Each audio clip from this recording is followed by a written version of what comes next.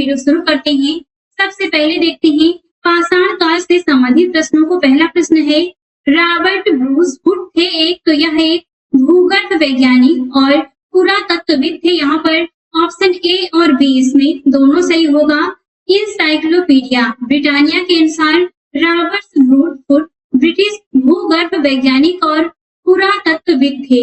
Geological survey of India से संबद्ध Robert Bruce hood ने 1863 ईस्वी में भारत में पाषाणकालीन बस्तियों के अन्वेषण की शुरुआत की। अतः स्पष्ट है कि इस प्रश्न का उत्तर ए और बी दोनों हो सकते हैं। कोपेनहेगन संग्रहालय की सामग्री से पाषाण, कांस्य और लौह युग का त्रियुगीय विभाजन किया था, तो ये किया था थॉमसन ने। ऑप्शन यहाँ पर ए सही होगा।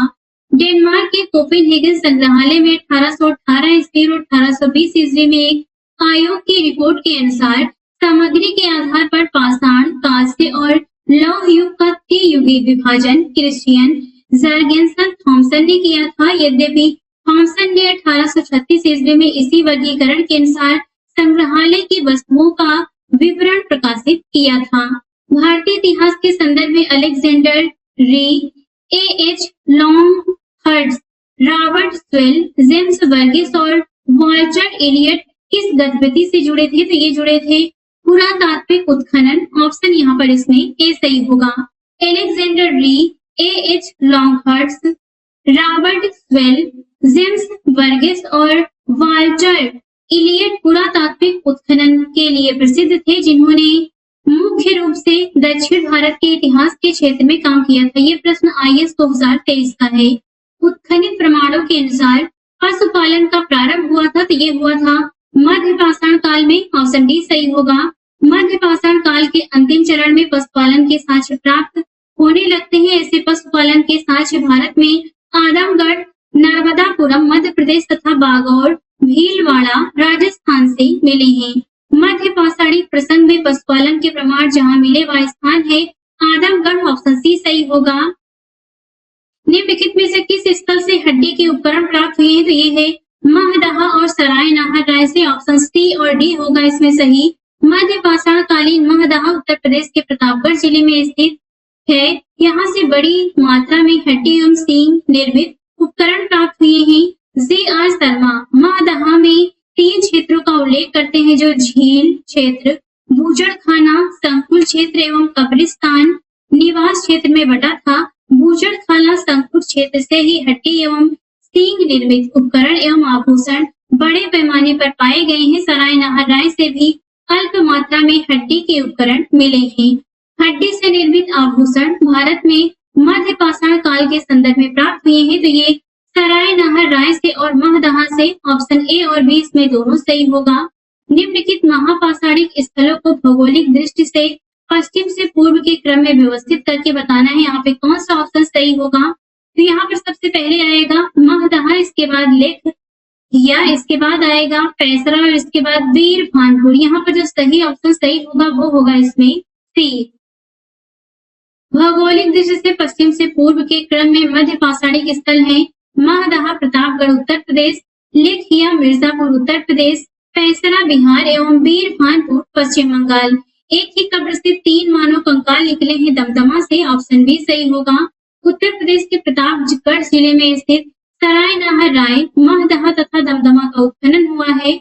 दमदमा में लगातार 5 वर्षों तक किए गए उत्खनन के फलस्वरूप पश्चिमी तथा मध्यवर्ती क्षेत्रों से कुल मिलाकर 41 मानव समाधान ज्ञात हुए हैं। इन समाधानों में से 5 समाधान युग्म समाधान है और एक समाधान में 3 मानव कंकाल एक साथ मिले हैं। शेष समाधानों में एक एक कंकाल मिले हैं। खाद्यान्नों की कृषि सर्वप्रथम प्रारंभ हुई थी नव पाषाण काल में। ऑप्शन यहाँ पर ए सही होगा। खाद्यान्नों का उत्पादन सर्वप्रथम नव पाषाण काल में हुआ। यही वह समय है जब मनुष्य कृषि कर्म से परिचित हुआ था। भारत में मानव का सर्वप्रथम साक्ष्य कहाँ मिलता है, तो ये नर्मदा घाटी में मिलता है। यहाँ पर सही ऑप्शन इसमें डी सही होगा। भारत में मानव का सर्वप्रथम साक्ष्य नर्मदा घाटी में अवस्थित हथनौरा सीहोर मध्य प्रदेश नामक पुरा स्थल से प्राप्त हुआ। इसकी खोज पुरातत्वविद अरुण सोनकिया द्वारा वर्ष 1982 ईस्वी में की गई थी। प्रथम मानव जीवाश्म भारत की किस नदी घाटी से प्राप्त हुआ था? तो ये है नर्मदा घाटी। ऑप्शन यहाँ पर इसमें सी सही होगा। मानव द्वारा सर्वप्रथम प्रयुक्त अनाज था? तो ये है जौ। ऑप्शन इसमें सी सही होगा। आधुनिक मानव समाज द्वारा मुख्य रूप से 8 खाद्य अनाजों का उपभोग किया गया है, जो है जौ, गेहूं, चावल, मक्का, बाजरा, सोरगम, राई एवं जई। अनाजों के पौधे विभिन्न क्षेत्रों में जंगली घास के रूप में विद्यमान थे, जिन्हें बीजों के रूप में अलग अलग क्षेत्र में अलग अलग समय पर मानव ने उगाया। वैश्विक दृष्टि से देखा जाए तो सर्वप्रथम जौ 8000 ईसा पूर्व के आसपास भूमध्य सागर एवं ईरान के मध्य स्थित पश्चिमी एशिया के देश में मानव द्वारा उगाया गया। बाद में लगभग इसी क्षेत्रों में 8000 ईसा पूर्व के आसपास से गेहूं भी उगाया जाने लगा। नेक्स्ट है भारतीय उपमहाद्वीप में कृषि के प्राचीनतम साक्ष्य प्राप्त हुए हैं लहुरा देव से। सही ऑप्शन यहाँ पर बी सही होगा। भारतीय उपमहाद्वीप में कृषि के प्राचीनतम साक्ष्य प्राप्त हुए हैं, तो ये प्राप्त हुए हैं मेहरगढ़ से। सही ऑप्शन यहाँ पर डी सही होगा। भारतीय उपमहाद्वीप में कृषि के प्राचीनतम साक्ष्य कहाँ से प्राप्त हुए हैं? तो ये मेहरगढ़ से। सही ऑप्शन इसमें सी सही होगा। नवपाषाण युग में भारतीय उपमहाद्वीप के उत्तर पश्चिमी क्षेत्र में निम्नलिखित में से किस स्थान पर कृषि के अभ्युदय के प्रारंभिक प्रमाण प्राप्त हुए हैं? तो ये है मेहरगढ़। सही ऑप्शन यहाँ पर बी होगा। भारत में पशुपालन एवं कृषि के प्राचीनतम साक्ष्य प्राप्त हुए हैं मेहरगढ़ से। सही ऑप्शन यहाँ पर डी सही होगा। उत्तर प्रदेश की सांस्कृतिक विरासत के संदर्भ में निम्नलिखित कथनों में से कौन सा कथन सही है? तो यहाँ पे आपको सही कथन बताना है। इस प्रदेश के अनेक उत्खनित पुरा स्थलों से वैश्विक संदर्भ में कृषि के प्राचीनतम प्रमाण प्राप्त हुए हैं। दूसरा है प्राचीनतम प्राप्त कृषि अन्न जौ और कृषि अन्न, ये है जौ और धान। तो यहाँ पर ये दोनों ही कथन सही है। इस प्रकार से सही ऑप्शन यहाँ पर इसमें सी सही होगा। उस स्थल का नाम बताइए जहां से प्राचीनतम स्थायी जीवन के प्रमाण मिले हैं। तो ये है मेहरगढ़। ऑप्शन यहाँ पर डी सही होगा। निम्नलिखित में से किन स्थानों से मध्य पाषाण काल में पशुपालन के प्रमाण मिले हैं? तो ये है बागौर से। सही ऑप्शन यहाँ पर सी सही होगा। निम्नलिखित में से किसको चालकोलिथिक युग भी कहा जाता है? तो ये है ताम्र पाषाण युग। सही ऑप्शन यहाँ पर सी सही होगा। आहड़ सभ्यता के बारे में निम्न कथनों पर विचार करके बताना है कि यहाँ पर कौन सा कथन इसमें सही होगा। पहला है आहड़वासी तांबा गलाना जानते थे, ये लोग चावल से परिचित नहीं थे। तो ये दूसरा वाला जो है ये यहाँ पर गलत है। धातु का काम आहड़ वासियों की अर्थव्यवस्था का एक साधन था। तीसरा सही है। यहाँ से काले लाल रंग के मृदभांड मिले हैं जिन पर सामान्यतः सफेद रंग से ज्यामितीय आकृतियां उकेरी गई हैं। तो यहाँ पर पहला, तीसरा, चौथा सही है। इस प्रकार इसमें जो सही ऑप्शन सही होगा वो ए होगा। निम्न में से किस एक पुरास्थल से पाषाण संस्कृति से लेकर हड़प्पा सभ्यता तक के सांस्कृतिक अवशेष प्राप्त हुए हैं? तो ये है मेहरगढ़। सही ऑप्शन यहाँ पर बी सही होगा। नौदा टोली का उत्खनन किसने किया था? एच डी सांखलिया ने। सही ऑप्शन यहाँ पर सी सही होगा। नौदा टोली किस राज्य में अवस्थित है? तो ये अवस्थित है मध्य प्रदेश में। सही ऑप्शन यहाँ पर डी सही होगा। बृहद पाषाण स्मारकों की पहचान की गई है मृतक को दफनाने के स्थान के रूप में। सही ऑप्शन यहाँ पर भी सही होगा। राग का टीला निम्नलिखित में से किस नवपाषाणिक स्थल से संबंधित है? तो ये है संगनकल्लू। सही ऑप्शन यहाँ पर भी सही होगा। भीमबेटका किसके लिए प्रसिद्ध है? तो ये प्रसिद्ध है गुफाओं के शैल चित्र के लिए। सही ऑप्शन यहाँ पर ए सही होगा। निम्न में से कौन सा स्थल प्रागैतिहासिक चित्रकला के लिए प्रसिद्ध है? तो ये है भीमबेटका। सही ऑप्शन यहाँ पर भी सही होगा। भीमबेटका की गुफाएं कहाँ स्थित है? तो ये स्थित है अब्दुल्लागंज रायसेन में। सही ऑप्शन यहाँ पर डी सही होगा। भारत में किस शिलाश्रय में सर्वाधिक चित्र प्राप्त हुए हैं? तो ये है भीमबेटका। सही ऑप्शन यहाँ पर भी सही होगा। निम्नलिखित में से किस भारतीय पुरातत्ववेत्ता ने पहली बार भीमबेटका को देखा और उसके शैल चित्रों के प्रागैतिहासिक महत्व को खोजा? तो ये है वी एस वाकड़कर। सही ऑप्शन यहाँ पर सी सही होगा। भीमबेटका को किसने खोजा था? तो ये है विश्वधर वाकड़कर, डॉक्टर विश्वधर वाकड़कर। सही ऑप्शन यहाँ पर सी सही होगा। गैरिक मृदभांड पात्र ओसीपी का नामकरण हुआ था हस्तिनापुर में, सही ऑप्शन यहाँ पर ए सही होगा। ताम्रपाषाण काल में महाराष्ट्र के लोग मृतकों को घर के फर्श के नीचे किस तरह रखकर दफनाते थे? उत्तर से दक्षिण की ओर, सही ऑप्शन यहाँ पर ए सही होगा। निम्नलिखित में से किस स्थल से मानव कंकाल के साथ कुत्ते का कंकाल भी समाधान से प्राप्त हुआ है? तो ये है बुर्जहोम, सही ऑप्शन यहाँ पर बी सही होगा। निम्नलिखित में से किस स्थान पर मानव के साथ कुत्ते को दफनाए जाने का साक्ष्य मिला है? तो ये है बुर्जहोम, सही ऑप्शन यहाँ पर ए सही होगा। गर्द आवास के साक्ष्य प्राप्त हुए हैं, तो ये बुर्जहोम से प्राप्त हुए हैं, ऑप्शन यहाँ पर ए सही होगा। निम्नलिखित में से सही मिलान करके बताना है आपको यहाँ पर कौन सा ऑप्शन इसमें सही होगा। तो ये हम यहाँ पर जो सही ऑप्शन सही होगा वो बी होगा। आप मिलान स्वयं कर लीजिए। हम इसे नीचे देख लेते हैं। मध्य पुरापाषाण काल से संबंधित है सोहन सोन नदी घाटी, मध्य पाषाण काल से भीमबेटका गुफा, नवपाषाण काल से संबंधित है बुर्जहोम और ताम्रपाषाण काल से संबंधित है बनास घाटी। पुरातात्विक स्थल एक तरफ दिए गए हैं, एक तरफ वर्तमान स्थान है। यहाँ पे मिलान करके बताना है कौन सा सही है। तो यहाँ पे सही ऑप्शन सी होगा। ये हम नीचे देख लेते हैं। नेवासा स्थित है महाराष्ट्र में, ईसमपुर कर्नाटक में, डिडवाना राजस्थान में, गुडयाम गुफा ये तमिलनाडु में स्थित है। एक तरफ ऐतिहासिक स्थान है, एक तरफ ख्याति का कारण है। यहाँ पर आपको बताना है कौन सा इसमें से सही सुमेलित है।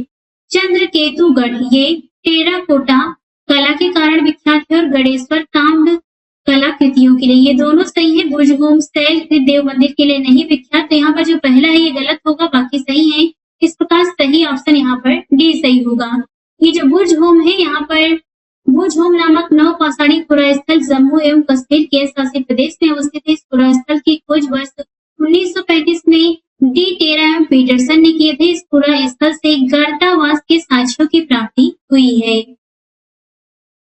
नेक्स्ट है विंध्य क्षेत्र के किस शिलाश्रय से सर्वाधिक मानव कंकाल मिले हैं? तो ये है लेखिया, सही ऑप्शन यहाँ पर डी सही होगा। कथन कार्ड दिया गया है जिसमें कथन है विंध्य क्षेत्र के पाषाण युगीन लोगों ने नूतन भूतल काल के अंत में गंगा घाटी में प्रव्रजन किया, क्योंकि जलवायु परिवर्तन के कारण इस काल में शुष्कता का चरण था। तो यहाँ पर जो सही ऑप्शन होगा वो ए होगा, क्योंकि ए और आर दोनों सही है। आर ए की सही व्याख्या भी करता है। इस प्रकार सही ऑप्शन यहाँ पर इसमें ए सही होगा। भारतीय पुरातत्व सर्वेक्षण निम्नलिखित विभागों मंत्रालयों में से किसका संलग्न कार्यालय है? तो ये है संस्कृति का, सही ऑप्शन यहाँ पर ए सही होगा। भारतीय पुरातत्व का जनक किसे कहा जाता है? ये है अलेक्जेंडर कनिंघम, ऑप्शन यहाँ पर ए सही होगा। राष्ट्रीय मानव संग्रहालय कहाँ पर स्थित है? भोपाल में है, सही ऑप्शन यहाँ पर सी सही होगा। मानव सभ्यता के विकास की कहानी दर्शाने वाला देश का सबसे बड़ा संग्रहालय इंदिरा गांधी मानव संग्रहालय कहाँ पर स्थित है? भोपाल में, सही ऑप्शन यहाँ पर ए सही होगा। अब हम देखते हैं सैन्य सभ्यता एवं संस्कृति से संबंधित प्रश्नों को। पहला है मानव समाज विलक्षण है क्योंकि वह मुख्यतः आश्रित होता है अर्थव्यवस्था पर, सही ऑप्शन यहाँ पर बी सही होगा। हड़प्पा निम्नलिखित में से किस सभ्यता से संबंध है? तो ये संबंधित है सिंधु घाटी सभ्यता से, सही ऑप्शन यहाँ पर बी सही होगा। सिंधु सभ्यता संबंधित है आद्य ऐतिहासिक रूप से, सही ऑप्शन यहाँ पर बी होगा। सिंधु घाटी की सभ्यता गैर आर्य थी क्योंकि वह नगरीय सभ्यता थी, सही ऑप्शन यहाँ पर ए सही होगा। सिंधु घाटी सभ्यता को आर्यों से पूर्व की रखे जाने का महत्वपूर्ण कारण है, तो मृदभाट, सही ऑप्शन यहाँ पर इसमें डी सही होगा। सिंधु घाटी संस्कृति वैदिक सभ्यता से भिन्न थी क्योंकि इसके पास विकसित शहरी जीवन की सुविधाएं थी, इसके पास चित्रलेखी लिपि थी, इसके पास लोहे और रक्षा शास्त्रों के ज्ञान का अभाव था। यहाँ पर ऊपर ये सभी होगा, ऑप्शन यहाँ पर इसमें डी सही होगा। हड़प्पा संस्कृति की जानकारी का प्रमुख स्रोत है, तो ये पुरातात्विक खुदाई है, ऑप्शन यहाँ पर सी सही होगा। इसमें निम्नलिखित में से कौन सा सिंधु घाटी की सभ्यता पर प्रकाश डालता है? तो ये है पुरातत्व संबंधी खुदाई, ऑप्शन यहाँ पर बी सही होगा। सिंधु घाटी के निवासियों की सभ्यता को जानने का मूल स्रोत है वहां पाई गई मोहरें, सही ऑप्शन यहाँ पर ए सही होगा। वहां पर मंदिर, लिपि, बर्तन, जेवर, हथियार ये सभी नहीं पाए गए। हड़प्पा सभ्यता की उत्पत्ति के संदर्भ में निम्नलिखित में से बताना है कौन सा जोड़ा सही नहीं है। एम रफीक मुगल, हड़प्पा सभ्यता ने मेसोपोटामिया सभ्यता से प्रेरणा ली, तो यहाँ पर ये पहला ही गलत है। ZEJH मैके, सुमेर से लोगों का पलायन। मार्टिमर व्हीलर के अनुसार पश्चिमी एशिया से सभ्यता के विचार का प्रवसन।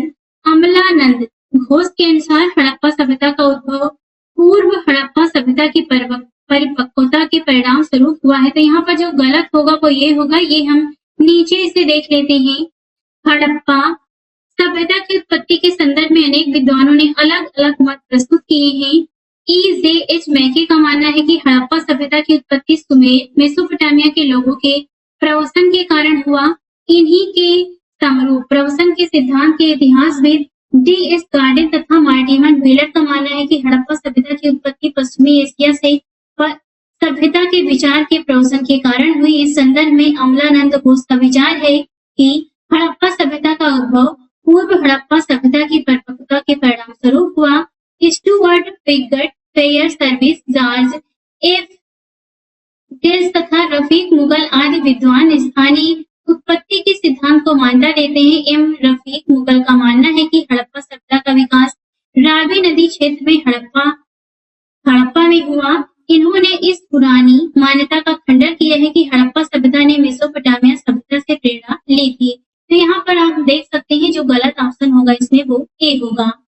सूची 1 का इसमें सूची 2 से मिलान करके बताना है कौन सा सही होगा। तो यहाँ पर जो सही ऑप्शन इसमें होगा वो यहाँ पे आप 4 ऑप्शन देख सकते हैं, इसमें सही ऑप्शन सी होगा। यहाँ पे आप मिलान स्वयं कर लीजिए, हम इसे नीचे देख लेते हैं। हड़प्पा की खोज किया था दयाराम साहनी ने 1923-24 या फिर 24-25 में। हस्तिनापुर की BBL ने किया था खोज 1950-52 में। तक्षशिला की खोज जॉन मार्शल ने किया 1913 से 34 के मध्य। कौशाम्बी NC मसूमदार, यहाँ पर इसकी खुदाई की गई थी 1936-37 में। तो ये यहाँ पे आप मिलान स्वयं कर सकते हैं, ऑप्शन यहाँ पर सी सही होगा। भारत में चांदी की उपलब्धता के प्राचीनतम साक्ष्य मिलते हैं हड़प्पा संस्कृति में, ऑप्शन यहाँ पर ए सही होगा। हड़प्पा में मिट्टी के बर्तनों पर सामान्यतः किस रंग का उपयोग किया गया था, तो ये लाल रंग था, सही ऑप्शन यहाँ पर ए सही होगा। मूर्ति पूजा का आरंभ कब से माना जाता है, तो ये पूर्व आर्य प्री आर्यन समय से, सही ऑप्शन यहाँ पर ए सही होगा। निम्नलिखित पशुओं में से किस एक का हड़प्पा संस्कृति में पाई मुहरों और टेराकोटा कलाकृतियों में निरूपण नहीं हुआ है। गाय का नहीं हुआ है, इसमें हाथी, बाघ और गैंडा थे। तो यहाँ पर जो ऑप्शन होगा यह आंसर यहाँ पर ए सही होगा। हड़प्पा संस्कृति की मुहरों एवं टेराकोटा कलाकृतियों में गाय का चित्रण नहीं मिलता, जबकि हाथी, गैंडा, बाघ, हिरण, भेड़ा आदि के अंकन मिलते हैं। गाय को महत्व वैदिक काल में प्राप्त हुआ था। निम्नलिखित में से कौन सा एक हड़प्पा स्थल नहीं है, तो चनहुदड़ो है, कोटदीजी है, देसलपुर है, सोहदौरा नहीं है, सही ऑप्शन यहाँ पर सी सही होगा। सोहदौरा ये उत्तर प्रदेश के गोरखपुर जिले में राप्ती नदी के किनारे स्थित एक गांव है। यहाँ से मौर्यकालीन ताम्रपत्र का अभिलेख मिला है। एक तरफ प्राचीन स्थल दिए गए, एक तरफ पुरातात्विक खोज है। तो यहाँ से किस किस चीजों की खोज की गई है ये मिलान करके बताना है। तो यहाँ पर हम देख लेते हैं एक बार। लोथल से मिला है गोदीवाड़ा, कालीबंगा से मिला है हमें जुता हुआ खेत, धौलावीरा से मिला है इसमें हड़प्पा लिपि के बड़े आकार के 10 चिन्हों वाला एक शिलालेख, और बनावली से पक्की मिट्टी की बनी हुई हल्की प्रतिकृति। तो यहाँ पर जो सही ऑप्शन होगा वो इस प्रकार से इसमें डी सही होगा। एक जुते हुए खेत की खोज की गई थी कालीबंगा में, सही ऑप्शन डी सही होगा। निम्नलिखित में से किस हड़प्पन नगर में जुते हुए खेतों के निशान मिले हैं, तो ये है कालीबंगा, ऑप्शन यहाँ पर ए सही होगा। सूची 1 का सूची 2 से मिलान करके बताना है कहाँ पर कौन सी चीजें पाई गई हैं, तो यहाँ पर सही ऑप्शन इसमें डी होगा। आप फिलहाल स्वयं करिए, हम नीचे देख लेते हैं।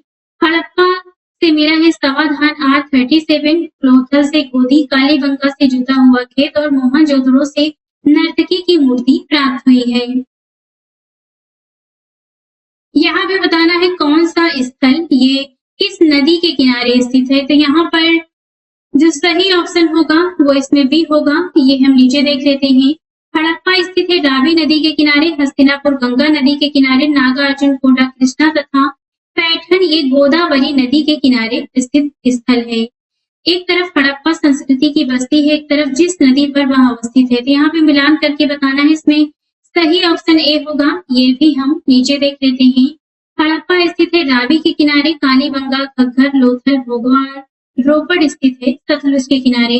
हड़प्पा किस नदी के किनारे अवस्थित है? तो ये है रावी नदी के किनारे। सही ऑप्शन यहाँ पर सी सही होगा। सिंधु सभ्यता का महान स्नानागार कहाँ से प्राप्त हुआ है? मोहनजोदड़ो से। ऑप्शन यहाँ पर ए सही होगा। विशाल स्नानागार किस पुरातत्व स्थल में पाया गया? तो ये पाया गया मोहनजोदड़ो। ऑप्शन यहाँ पर सी सही होगा। सिंधु घाटी की सभ्यता के किस पुरा स्थल से नाव के चित्र या मॉडल प्राप्त हुए? तो ये है मोहनजोदड़ो एवं लोथल। ऑप्शन यहाँ पर डी सही होगा।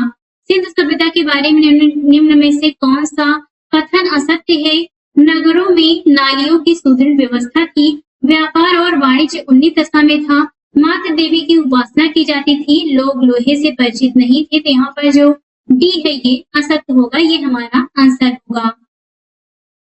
हड़प्पा सभ्यता की खुदाई में मिले अवशेषों के आधार पर क्या सही नहीं है? यहाँ पर आपको गलत कथन बताना है।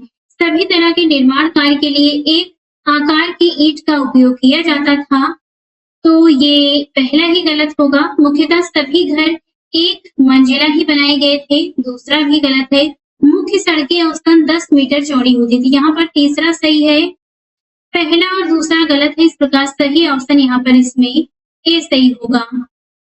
यहाँ पे आप इनका जो एरिया है ये यहाँ पर आप इसे देख सकते हैं। नेक्स्ट अब हम अगला प्रश्न देखते हैं। सिंधु घाटी सभ्यता जानी जाती है अपने नगर नियोजन के लिए, मोहनजोदड़ो और हड़प्पा के लिए अपने कृषि संबंधी कार्य के लिए और अपने उद्योगों के लिए। यहाँ पर सभी के लिए जानी जाती है। इस प्रकार जो सही आंसर यहाँ पर होगा वो इसमें डी होगा। निम्नांकित में से किसका सुमेर सही नहीं है? आलमगीरपुर उत्तर प्रदेश में है, लोथल गुजरात में, रोपड़ पंजाब में है, ये जो कालीबंगा है ये हरियाणा में नहीं बल्कि ये राजस्थान में स्थित है। तो यहाँ पर जो सी दिया गया है ये यहाँ पर गलत होगा। कालीबंगा राजस्थान के हनुमानगढ़ जिले में स्थित है। निम्नलिखित में से सिंधु सभ्यता से संबंधित कौन से केंद्र उत्तर प्रदेश में स्थित हैं? तो आपको ये बताना है। कालीबंगा, लोथल ये नहीं है। इसमें आलमगीरपुर और हुलास स्थित है। तो यहाँ पर सही ऑप्शन इसमें डी सही होगा। कालीबंगा राजस्थान में है और लोथल गुजरात में है, बाकी उत्तर प्रदेश में स्थित है। निम्नलिखित में से कौन सा हड़प्पा कालीन स्थल गुजरात में है? तो ये है लोथल। ऑप्शन यहाँ पर ए सही होगा। हड़प्पा संस्कृति के स्थल एवं उनकी स्थिति संबंधी निम्नलिखित युगों में से कौन सा एक सही सुमेलित नहीं है? आलमगीरपुर उत्तर प्रदेश में है, दैमाबाद महाराष्ट्र में, बनावली हरियाणा में, राखी गढ़ी ये राजस्थान में नहीं बल्कि ये हरियाणा के हिसार जिले में घग्गर नदी के तट पर स्थित है। यहाँ पर जो गलत ऑप्शन होगा वो यहाँ पर डी होगा। निम्नलिखित में से कौन हड़प्पा संस्कृति की पूर्वी सीमांत का निर्धारण करता है? तो ये है आलमगीरपुर। ऑप्शन यहाँ पर इसमें सी सही होगा। बाकी आप यहाँ पे इसे देख सकते हैं। सूची 1 का सूची 2 से मिलान करना है। एक तरफ हड़प्पा स्थल है, एक तरफ स्थिति है, मिलान करके बताना है कौन सा सही है। तो यहाँ पर सही ऑप्शन सी होगा। ये हम नीचे देख लेते हैं, आप मिलान स्वयं कर लीजिएगा। मांडा हड़प्पा स्थल स्थित है जम्मू कश्मीर में, दैमाबाद महाराष्ट्र में, कालीबंगा राजस्थान में और राखी गढ़ी ये हरियाणा में स्थित है। एक तरफ हड़प्पा पुरा स्थल है, एक तरफ भारत के राज्य संघ राज्य क्षेत्र। तो यहाँ पर सही ऑप्शन इसमें डी सही होगा। ये भी नीचे देखते हैं। बालू पुरा स्थल स्थित है हरियाणा में, मांडा जम्मू कश्मीर में, पाटली गुजरात में और हुलास स्थित है उत्तर प्रदेश में। हड़प्पा संस्कृति के निम्नलिखित स्थलों में से कौन सिंध में अवस्थित है? तो यहाँ पर हड़प्पा, मोहनजोदड़ो, चंद्रजोदड़ो और सुरकोटड़ा में से जो सिंध में स्थित है ये होगा मोहनजोदड़ो और इसमें से चंद्रजोदड़ो। तो यहाँ पर 2 और 3 होगा। ऑप्शन यहाँ पर इसमें बी सही है। मोहनजोदड़ो निम्नलिखित में से कहाँ पर स्थित है? तो ये स्थित है पाकिस्तान के सिंध प्रांत में। ऑप्शन यहाँ पर सी सही होगा। चंद्रजोदड़ो के उत्खनन का निर्देशन किया था जे.एच. मैके ने। ऑप्शन ए सही होगा। सिंधु घाटी सभ्यता का कौन सा स्थान अब पाकिस्तान में है? तो ये है हड़प्पा। ऑप्शन यहाँ पर बी सही होगा। रंगपुर जहाँ हड़प्पा की समकालीन सभ्यता थी ये सौराष्ट्र में स्थित है। ऑप्शन यहाँ पर सी सही होगा। दधेरी एक परिवर्ती हड़प्पी पुरा स्थल है, तो ये पंजाब का है। ऑप्शन यहाँ पर इसमें बी सही होगा। सिंधु सभ्यता का कौन सा स्थान भारत में स्थित है? तो ये है लोथल। ऑप्शन इसमें सी सही होगा। ये लोथल गुजरात में स्थित है। वह हड़प्पई नगर जिसका प्रतिनिधित्व लोथल का पुरातत्व स्थल करता है किस नदी पर स्थित था? तो ये है भोगवा। ऑप्शन यहाँ पर सी सही होगा। हड़प्पा सभ्यता स्थल लोथल स्थित है तो ये गुजरात में स्थित है। ऑप्शन ए सही होगा। सिंधु घाटी सभ्यता का पत्थर नगर था तो ये है लोथल। ऑप्शन यहाँ पर सी सही होगा। निम्नलिखित में से कौन सा एक हड़प्पा का बंदरगाह है? तो ये है लोथल। ऑप्शन इसमें भी सही होगा। सिंधु घाटी सभ्यता की सबसे महत्वपूर्ण विशेषता क्या है? तो यहाँ पर ऑप्शन ई होगा। इसके बारे में नीचे देख लेते हैं। सिंधु घाटी सभ्यता भारतीय उपमहाद्वीप की प्राचीनतम नगरीय सभ्यता थी। पक्की ईंटों से निर्मित इमारतें, सुनियोजित वास्तुकला, उन्नत व्यापार व वाणिज्य जैसी इस सभ्यता की प्रमुख विशेषताएं थी।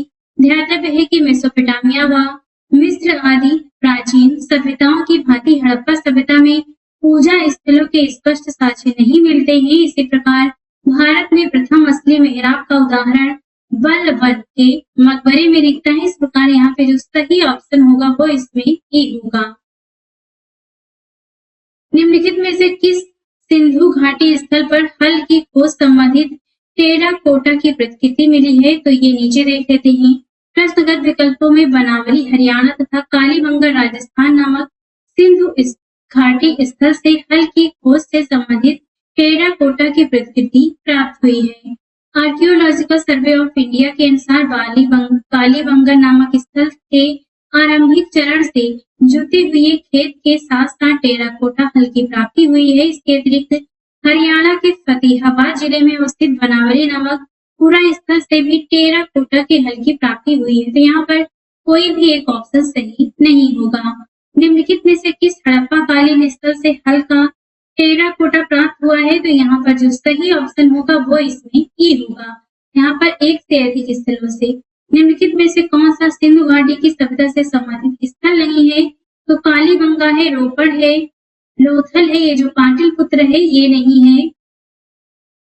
भारत में हड़प्पा का वृहद स्थल है तो ये है राखीगढ़ी। ऑप्शन ए सही होगा। भारत का सबसे बड़ा हड़प्पन खुरा स्थल है तो ये है राखीगढ़ी। ऑप्शन यहाँ पर डी सही होगा। स्थापित सिंधु घाटी सभ्यता जिन नदियों के तट पर बसी थी वे थी तो ये है सिंधु, चेनाब और झेलम। इसमें गंगा नहीं आती। ऑप्शन यहाँ पर 1, 2, 3 होगा। ऑप्शन बी सही है। सिंधु घाटी के लोग विश्वास करते थे तो ये हम नीचे देख लेते हैं। सिंधु सभ्यता की लिपि अभी तक पढ़ी नहीं जा सकी। इस कारण उन लोगों के धार्मिक विश्वास के बारे में निश्चित तौर पर कुछ नहीं कहा जा सकता। उत्खनन में प्राप्त स्त्री मूर्तियों की बहुलता से मातृ शक्ति की उपासना का अनुमान लगाया जाता है। पुरुष आकृतियों से शिव की पूजा अनुमानित होती है। अग्निकुंड या यज्ञ वेदिकाएं भी प्राप्त हुई हैं। मृतकों के साथ दैनिक उपयोग की वस्तुओं के दफनाने से आत्मा में विश्वास का अनुमान लगाया जाता है। फिर भी कई विद्वान इन्हें मुख्यतः मातृ शक्ति का उपासक मानते हैं, लेकिन निश्चित तौर पर इस प्रश्न का उत्तर नहीं दिया जा सकता। तो आप यहाँ पर इस प्रश्न को देख सकते हैं। सिंधु घाटी के लोग पूजा करते थे पशुपति की। ऑप्शन यहाँ पर ए सही होगा। मोहनजोदड़ो एवं हड़प्पा की पुरातात्विक खुदाई के प्रभारी थे तो ये हैं सर जॉन मार्शल। ऑप्शन यहाँ पर बी सही होगा। सिंधु घाटी सभ्यता की खोज निकालने में जिन 2 भारतीयों का नाम जुड़ा है वे हैं राखल दास बनर्जी तथा दयाराम साहनी। ऑप्शन यहाँ पर ए सही होगा। निम्नलिखित में से कौन सुमेलित नहीं है? हड़प्पा की खोज किया दयाराम साहनी ने, लोथल का S.R. राव ने, कोटदा का J.P. जोशी ने और धौलावीरा का यहाँ पर गलत है। हड़प्पा का उत्खनन दयाराम साहनी ने किया, लोथल का उत्खनन S.R. राव तथा कोटडा का उत्खनन J.P. जोशी ने करवाया था, जबकि धौलावीरा का उत्खनन V.K. थारपर ने नहीं बल्कि R.S. बिष्ट ने करवाया था। तो यहाँ पर जो गलत ऑप्शन होगा वो डी होगा। हड़प्पा का उत्खनन करने वाला प्रथम पुरातत्वविद जो इसके महत्व को नहीं समझ पाया था ये है ए कनिंघम। ऑप्शन यहाँ पर ए सही होगा। निम्नलिखित में से कौन हड़प्पा और मोहनजोदड़ो के उत्खनन से संबंधित नहीं थे? तो R.D. बनर्जी थे, K.N. दीक्षित थे, M.S. वत्स थे, V.A. स्मिथ नहीं थे। आंसर यहाँ पर डी सही होगा। निम्नलिखित में से किसके द्वारा कोटदा नामक हड़प्पा संस्कृति के स्थल की खोज की गई थी, तो ये है जगपति जोशी। ऑप्शन यहाँ पर इसमें डी सही होगा। सिंधु सभ्यता की विकसित अवस्था में निम्नलिखित में से किस स्थल से घरों में कुओं के अवशेष मिले हैं? तो जय नारायण पांडे की पुस्तक पुरातत्व विमर्श के पृष्ठ संख्या 386 के अनुसार सिंधु सभ्यता के अधिकांश नगरों के लगभग प्रत्येक घर में निजी कुएं में स्नानागार होते थे और पानी के निकास के लिए नालियों की व्यवस्था थी। राम शरण शर्मा की पुस्तक प्राचीन भारत के इतिहास के अनुसार कालीबंगा के प्रायः सभी घरों में कुएं होते थे। तो यहाँ पर आप इसमें कोई भी एक आंसर टिक नहीं कर सकते हैं। भारत में निम्नलिखित में से भारत में निम्नलिखित के आने का सही कालक्रम क्या है? तो यहाँ पर हमें क्रम बताना है। तो सबसे पहले आता है इसमें नगर संस्कृति, इसके बाद लोहे का हल आता है, इसके बाद आता है आहत मुद्रा चांदी के सिक्के, इसके बाद सोने के सिक्के। इस प्रकार जो सही ऑप्शन यहाँ पर होगा वो इसमें डी होगा। आप यहाँ पर इसे डिटेल से भी उससे देख सकते हैं। सर्वप्रथम मानव ने निम्न में से किस धातु का उपयोग किया था? तो ये है तांबा। ऑप्शन यहाँ पर सी सही होगा। हाथी दांत का पैमाना हड़प्पा संदर्भ में मिला है लोथल में। ऑप्शन यहाँ पर बी सही होगा। हड़प्पाकालीन स्थलों में अभी तक किस धातु की प्राप्ति नहीं हुई है? तो तांबा, चांदी, स्वर्ण मिला है, लोहा नहीं मिला था। आंसर यहाँ पर डी सही होगा। निम्नलिखित में से कौन सा स्थल घग्गर और उसकी सहायक नदियों की घाटी में स्थित है? तो ये है बनावली। ऑप्शन इसमें डी सही होगा। यहाँ पर आपको बताना है कि इन तीन ऑप्शन में से, तीन कथन में से कौन सा कथन सही होगा। मोहनजोदड़ो हड़प्पा, रोपड़ एवं कालीबंगा सिंधु घाटी सभ्यता के प्रमुख स्थल हैं। हड़प्पा के लोगों ने सड़कों तथा नालियों के जाल के साथ नियोजित शहरों का विकास किया। तो पहला दूसरा सही होगा। हड़प्पा के लोगों को धातुओं के उपयोग का पता नहीं था, तो यहाँ पर पता था उन्हें। इस प्रकार तीसरा गलत है, केवल पहला दूसरा सही है। ऑप्शन यहाँ पर इसमें ए सही होगा। कथन कार्ड दिया गया है जिसमें कथन है मोहनजोदड़ो तथा हड़प्पा नगर अब विलुप्त हो गए हैं क्योंकि वह खुदाई के दौरान प्रकट हुए थे। तो यहाँ पर ए और बी सही है, किंतु आर ए का सही स्पष्टीकरण नहीं करता। ऑप्शन यहाँ पर बी सही होगा। मोहनजोदड़ो वर्तमान पाकिस्तान के सिंध प्रांत के लड़काना जिले में सिंध नदी के दाएं तट पर तथा हड़प्पा वर्तमान पाकिस्तान के पंजाब प्रांत के साहिवाल जिले में रावी नदी के बाएं तट पर स्थित है। ये नगर सिंधु सभ्यता के दो प्रमुख नगर थे जिनका उत्खनन क्रमशः राखल दास बनर्जी तथा दयाराम साहनी ने प्रारंभ किया था। वर्तमान में ये नगर मृत प्राय स्थिति में थे। इस प्रकार कथन कारण इसमें दोनों सही होंगे। हड़प्पा संस्कृति के संदर्भ में शैलकृत स्थापत्य के प्रमाण कहाँ से मिले हैं? धौलावीरा से। ऑप्शन यहाँ पर बी सही होगा। धौलावीरा जिस राज्य में स्थित है ये राज्य है गुजरात। ऑप्शन ए सही होगा।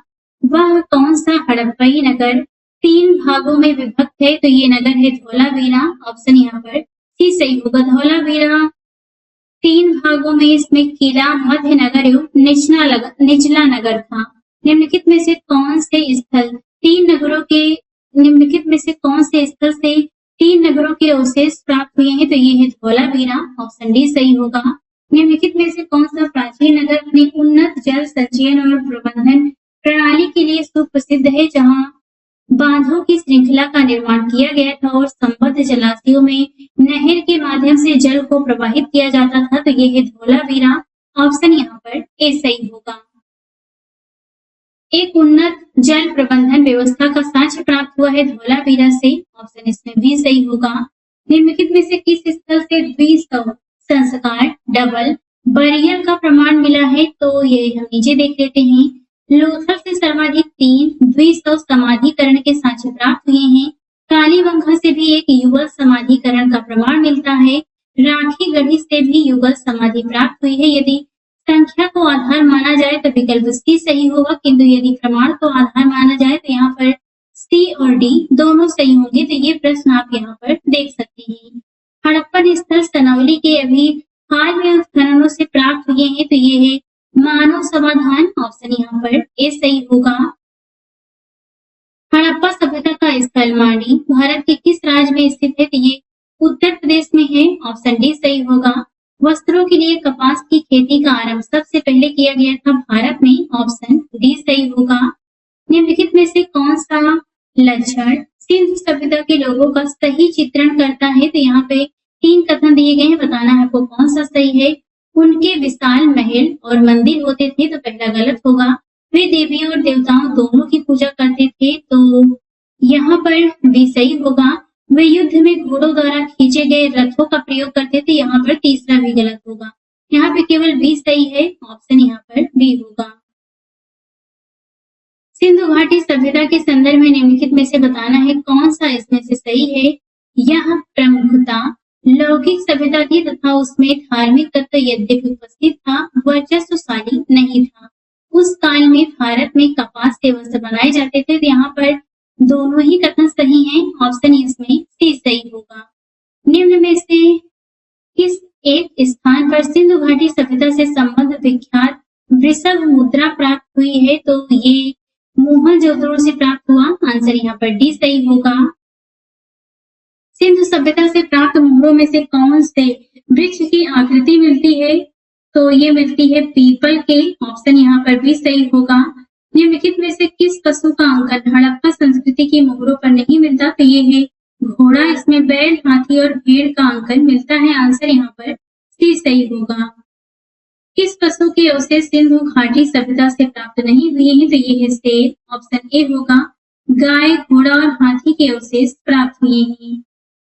निम्नलिखित में से कौन सा जानवर सिंधु घाटी सभ्यता के लोगों को नहीं पता था? तो बैल, हाथी, घोड़ा में से कोई नहीं होगा, यहाँ पर ऑप्शन यहाँ पर डी होगा। विकल्पगत जो सिंधु घाटी सभ्यता के लोगों को बैल तथा हाथी की जानकारी थी, परंतु घोड़ों के अस्तित्व के विषय में विद्वानों में मतभेद है, तो इस प्रकार से यहाँ पे आप इसे डिटेल से इसमें देख सकते हैं। बिहार लोक सेवा आयोग ने इस विकल्प का जो उत्तर माना था वो बी माना था, यानी घोड़ा, तो आप इसे देख सकते हैं। नेक्स्ट है IIT खड़गपुर के अध्ययन दल की रिपोर्ट के अनुसार लगातार कितने वर्षों की न के बराबर वर्षा का होना सिंधु घाटी सभ्यता के पतन का कारण रहा था? तो ये लगभग 900 वर्ष, ऑप्शन इसमें जो सही होगा वो डी होगा। मृड पट्टिका पर उत्कीर्ण सिंह युक्त देवता की कृति प्राप्त हुई है, तो ये कालीबंगा से, ऑप्शन यहाँ पर भी सही होगा। निम्नलिखित में से कौन सी सभ्यता नील नदी के तट पर पनपी? तो ये है मिस्र की सभ्यता, ऑप्शन यहाँ पर डी सही होगा। निम्नलिखित सभ्यताओं का उत्तर से दक्षिण का सही क्रम कौन सा है? तो यहाँ पर ऑप्शन डी सही होगा। एज़टेक सभ्यता, माया सभ्यता, मोइस्का और इंका सभ्यता, ऑप्शन यहाँ पर डी सही होगा। लेखन कला की उचित प्रणाली विकसित करने वाली सर्वप्रथम प्राचीन सभ्यता थी, तो ये है सुमेरिया, ऑप्शन यहाँ पर सी सही होगा। अब देखते हैं वैदिक काल से संबंधित प्रश्नों को। पहला है आर्य शब्द इंगित करता है श्रेष्ठ वंश को, ऑप्शन यहाँ पर डी सही होगा। क्लासिकी संस्कृति में आर्य शब्द का अर्थ होता है एक उत्तम व्यक्ति, ऑप्शन यहाँ पर डी सही होगा। सबसे पुराना वेद कौन सा है? तो ये है ऋग्वेद, ऑप्शन यहाँ पर बी सही होगा। त्रयी नाम है, तो ये 3 वेदों का नाम है, ऑप्शन यहाँ पर ए सही होगा। इस वैदिक ग्रंथ में वर्ण शब्द का सर्वप्रथम नामोल्लेख मिलता है, ये है ऋग्वेद, ऑप्शन यहाँ पर ए सही होगा। वर्ण व्यवस्था से संबंधित पुरुष सूक्त मूलतः पाया जाता है ऋग्वेद में, ऑप्शन यहाँ पर सी सही होगा। सुमेलित, यहाँ पे आपको सुमेलित करना है कि इन वेद से कौन से शब्द यहाँ पे संबंधित हैं, तो ये हम देख लेते हैं। इसमें 4 ऑप्शन दिए गए हैं। अथर्ववेद, अथर्ववेद से संबंधित है, यहाँ पर औषधियों से संबंधित है, और ये जो ऋग्वेद संबंधित है ये संबंधित है ईश्वर की महिमा से, और यजुर्वेद संबंधित है इसमें बलिदान विधि से, और सामवेद संबंधित है संगीत से। तो इस प्रकार से जो सही ऑप्शन सही होगा वो यहाँ पर ए सही होगा। इसमें सूची 1 का सूची 2 से मिलान करना है, तो यहाँ पर आपको बताना है कौन सा ऑप्शन सही है। जो ऋग्वेद है ये स्रोत एवं प्रार्थनाओं से संबंधित है, यजुर्वेद संबंधित है स्रोत एवं कर्मकांड से, सामवेद संबंधित है इसमें संगीतमय स्रोत से, और अथर्ववेद संबंधित है तंत्र मंत्र एवं वशीकरण से। इस प्रकार से यहाँ पर सही ऑप्शन इसमें ए सही होगा। निम्नलिखित 4 वेदों में से किस एक में जादुई माया और वशीकरण का वर्णन मिलता है? तो ये है अथर्ववेद, ऑप्शन यहाँ पर सी सही होगा। ऋग्वेद में ऋचाएं हैं, तो ऋग्वेद में ऋचाओं की संख्या यहाँ पर देख लेते हैं। ऋग्वेद में स्रोत एवं प्रार्थनाएं हैं, इसमें कुल 1028 सूक्त तथा 10,552 ऋचाएं या मंत्र या श्लोक हैं। तो यहाँ पर इसमें कोई भी एक ऑप्शन सही नहीं होगा। ऋग्वेद है तो ये स्रोतों का संकलन है, ऑप्शन यहाँ पर ए सही होगा।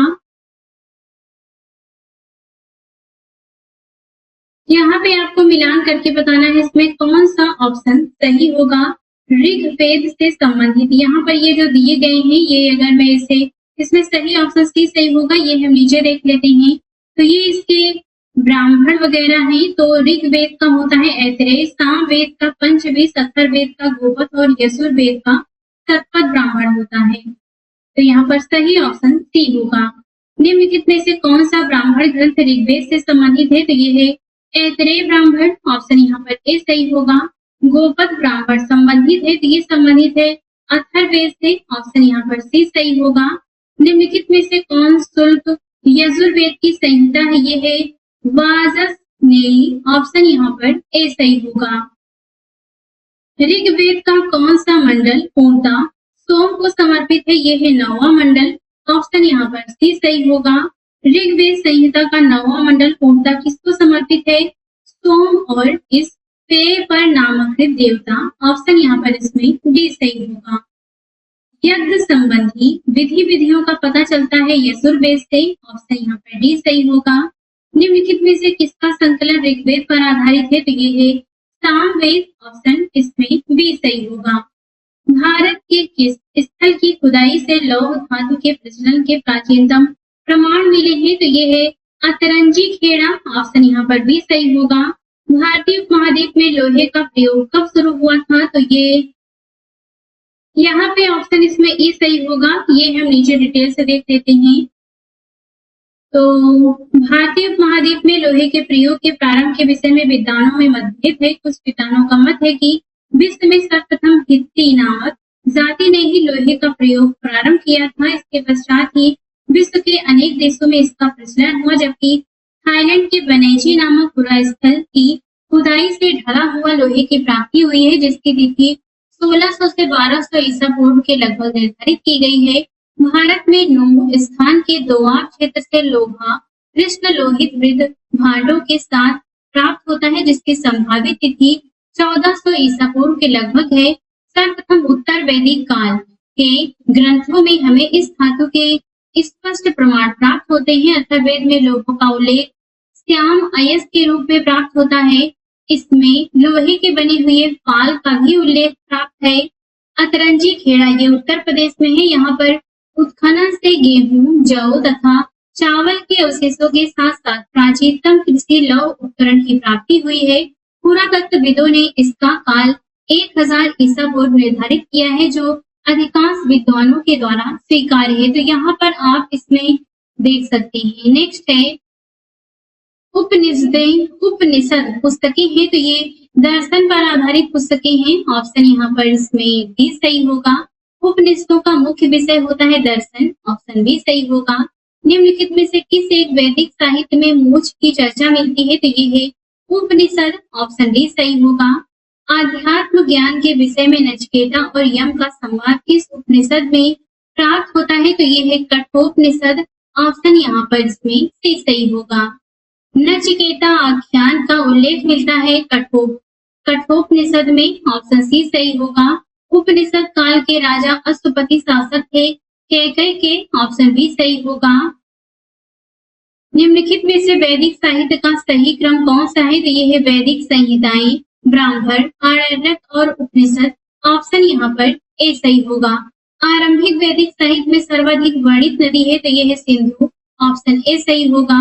वैदिक नदी अश्विनी की पहचान निम्नलिखित नदियों में से किस एक के साथ की जाती है? तो ये है चेनाब, ऑप्शन यहाँ पर सी सही होगा।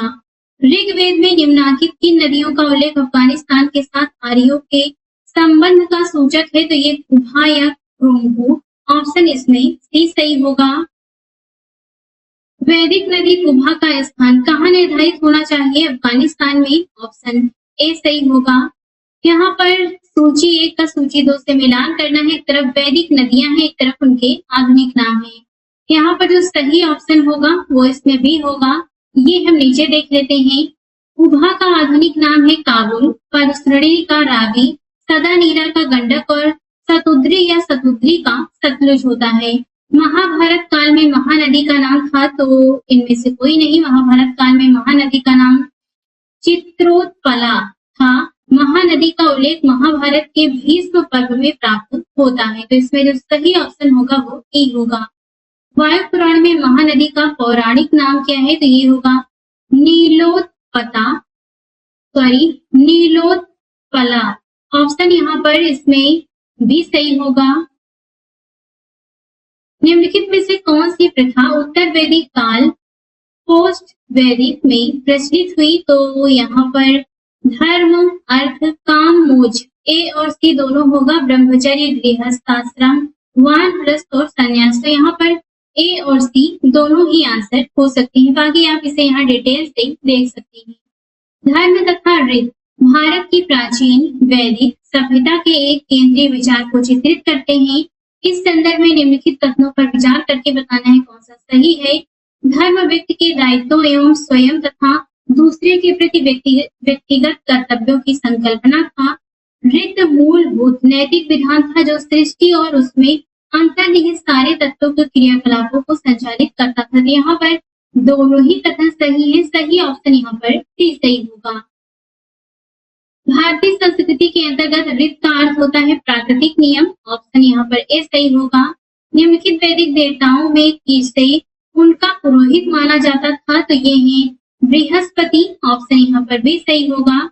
निम्नलिखित में से कौन सी वह ब्रह्मवादिनी थी जिसने कुछ वेद मंत्रों की रचना की? तो ये है लोकमुद्रा। ऑप्शन यहाँ पर ए सही होगा। ऋग्वैदिक काल में निष्ठ शब्द का प्रयोग एक आभूषण के लिए होता था, किंतु परवर्ती काल में उसका प्रयोग इस अर्थ में हुआ तो ये है सिक्का। ऑप्शन यहाँ पर डी सही होगा। ऋग्वैदिक काल में निष्ठ किस अंग का आभूषण था? तो ये है गले का। ऑप्शन यहाँ पर भी सही होगा। प्राचीन भारत में निशाका जाने जाते थे तो ये स्वर्ण आभूषण थे। ऑप्शन यहाँ पर इसमें ए सही होगा। बोगस कोई महत्वपूर्ण है क्योंकि यहाँ से प्राप्त अभिलेखों में वैदिक देवताओं का नामोल्लेख प्राप्त होता है। ऑप्शन इसमें बी सही होगा। निम्नलिखित अभिलेखों में से कौन सा ईरान से भारत में आर्यों के आने की सूचना देता है? तो ये है बोगस कोई अभिलेख। ऑप्शन यहाँ पर सी सही होगा। 14वीं सदी ईसा पूर्व का एक अभिलेख जिसमें वैदिक देवताओं का वर्णन है प्राप्त हुआ है बोगस कोई से। ऑप्शन यहाँ पर भी सही होगा। निम्नलिखित में से किसने आर्यों के आदि देश के बारे में लिखा था? तो यह है बाल गंगाधर तिलक। ऑप्शन यहाँ पर डी सही होगा।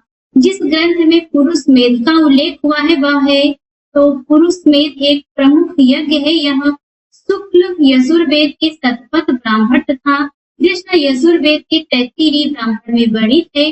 अतः प्रश्न में दिए गए विकल्पों में तीनों मौजूद होने के कारण कोई उत्तर नहीं दिया जा सकता। यद्यपि अनेक इतिहासकार केवल शतपथ ब्राह्मण की चर्चा करते समय उसमें पुरुष मेध यज्ञ की चर्चा करते हैं। तो आप यहाँ पर इसका आंसर इसमें देख सकते हैं।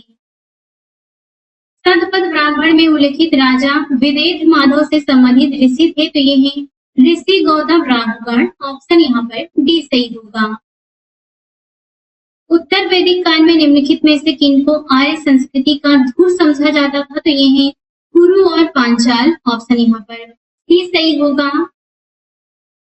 गोत्र शब्द का प्रयोग सर्वप्रथम हुआ था ऋग्वेद में। ऑप्शन इसमें बी सही होगा।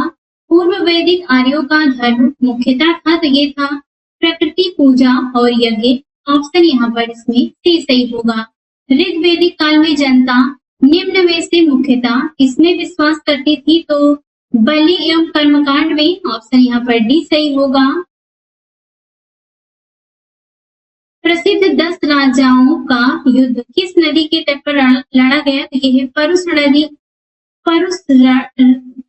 परुसरणी नदी। ऑप्शन यहाँ पर इसमें डी सही होगा, जिसे आधुनिक रावी नदी के नाम से भी जाना जाता है।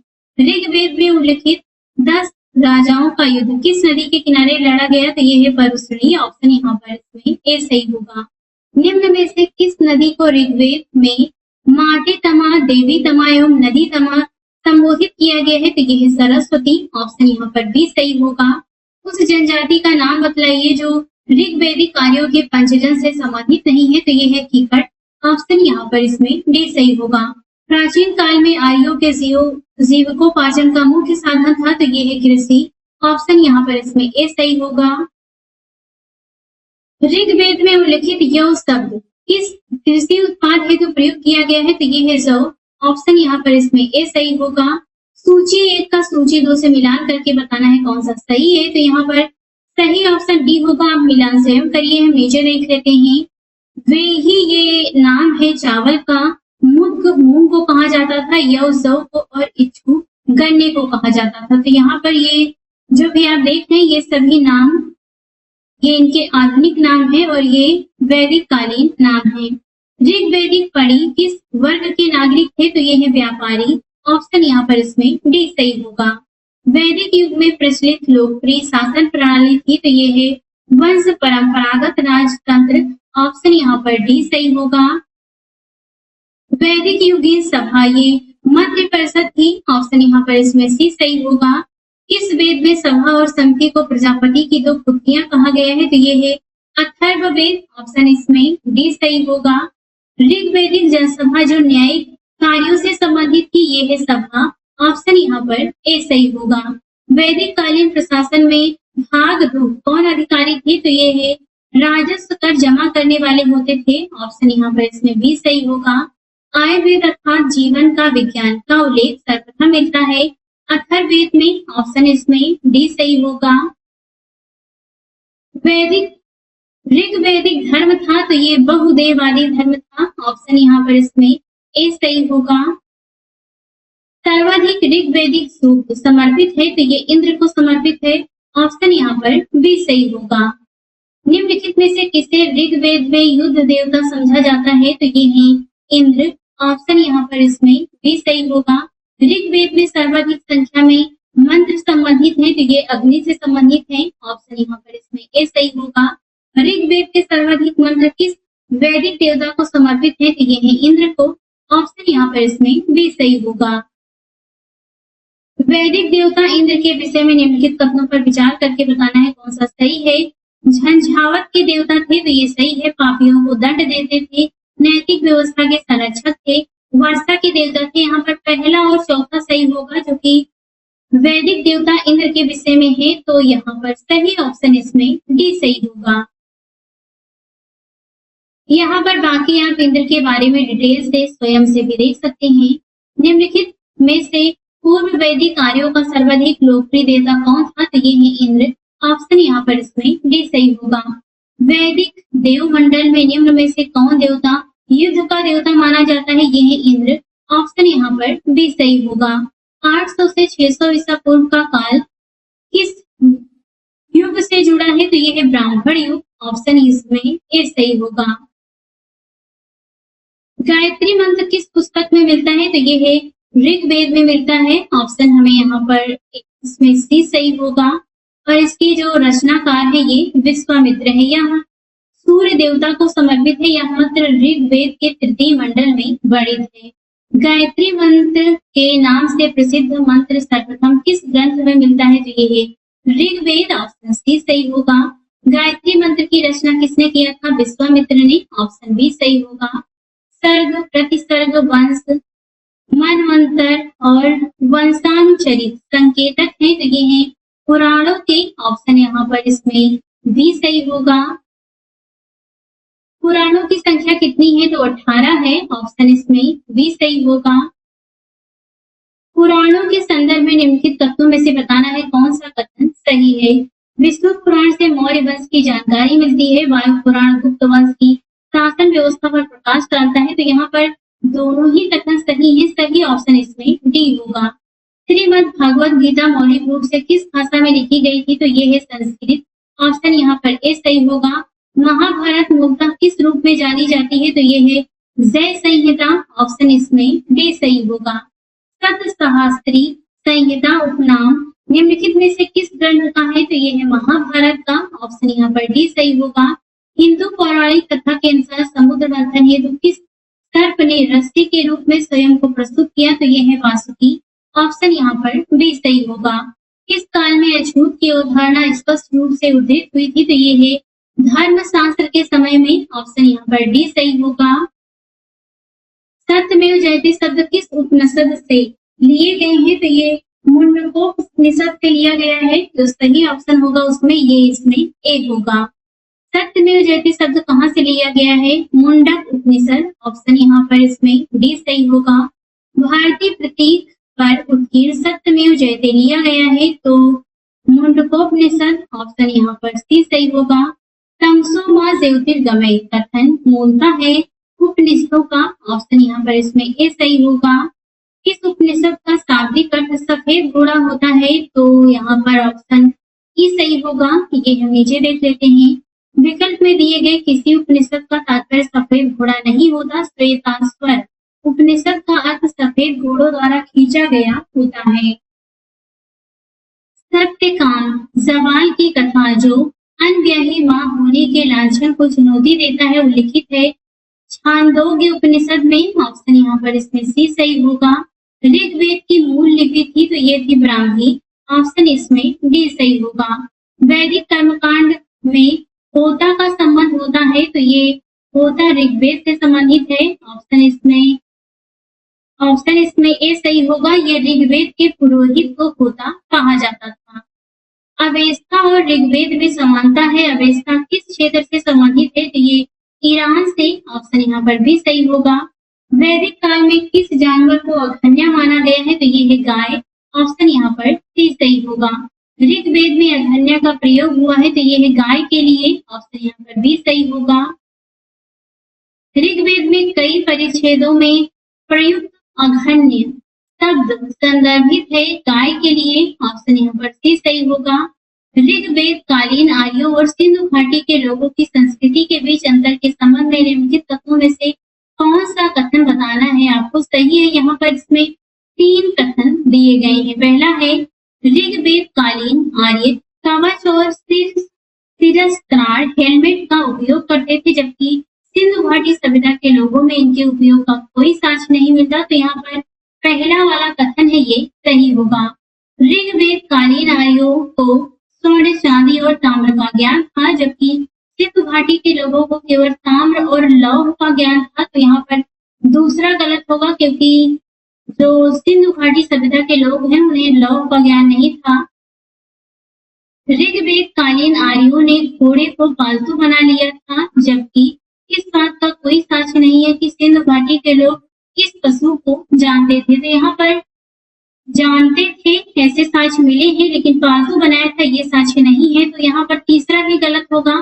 केवल इसमें पहला सही होगा। इस प्रकार से जो सही ऑप्शन है वो इसमें ए सही होगा।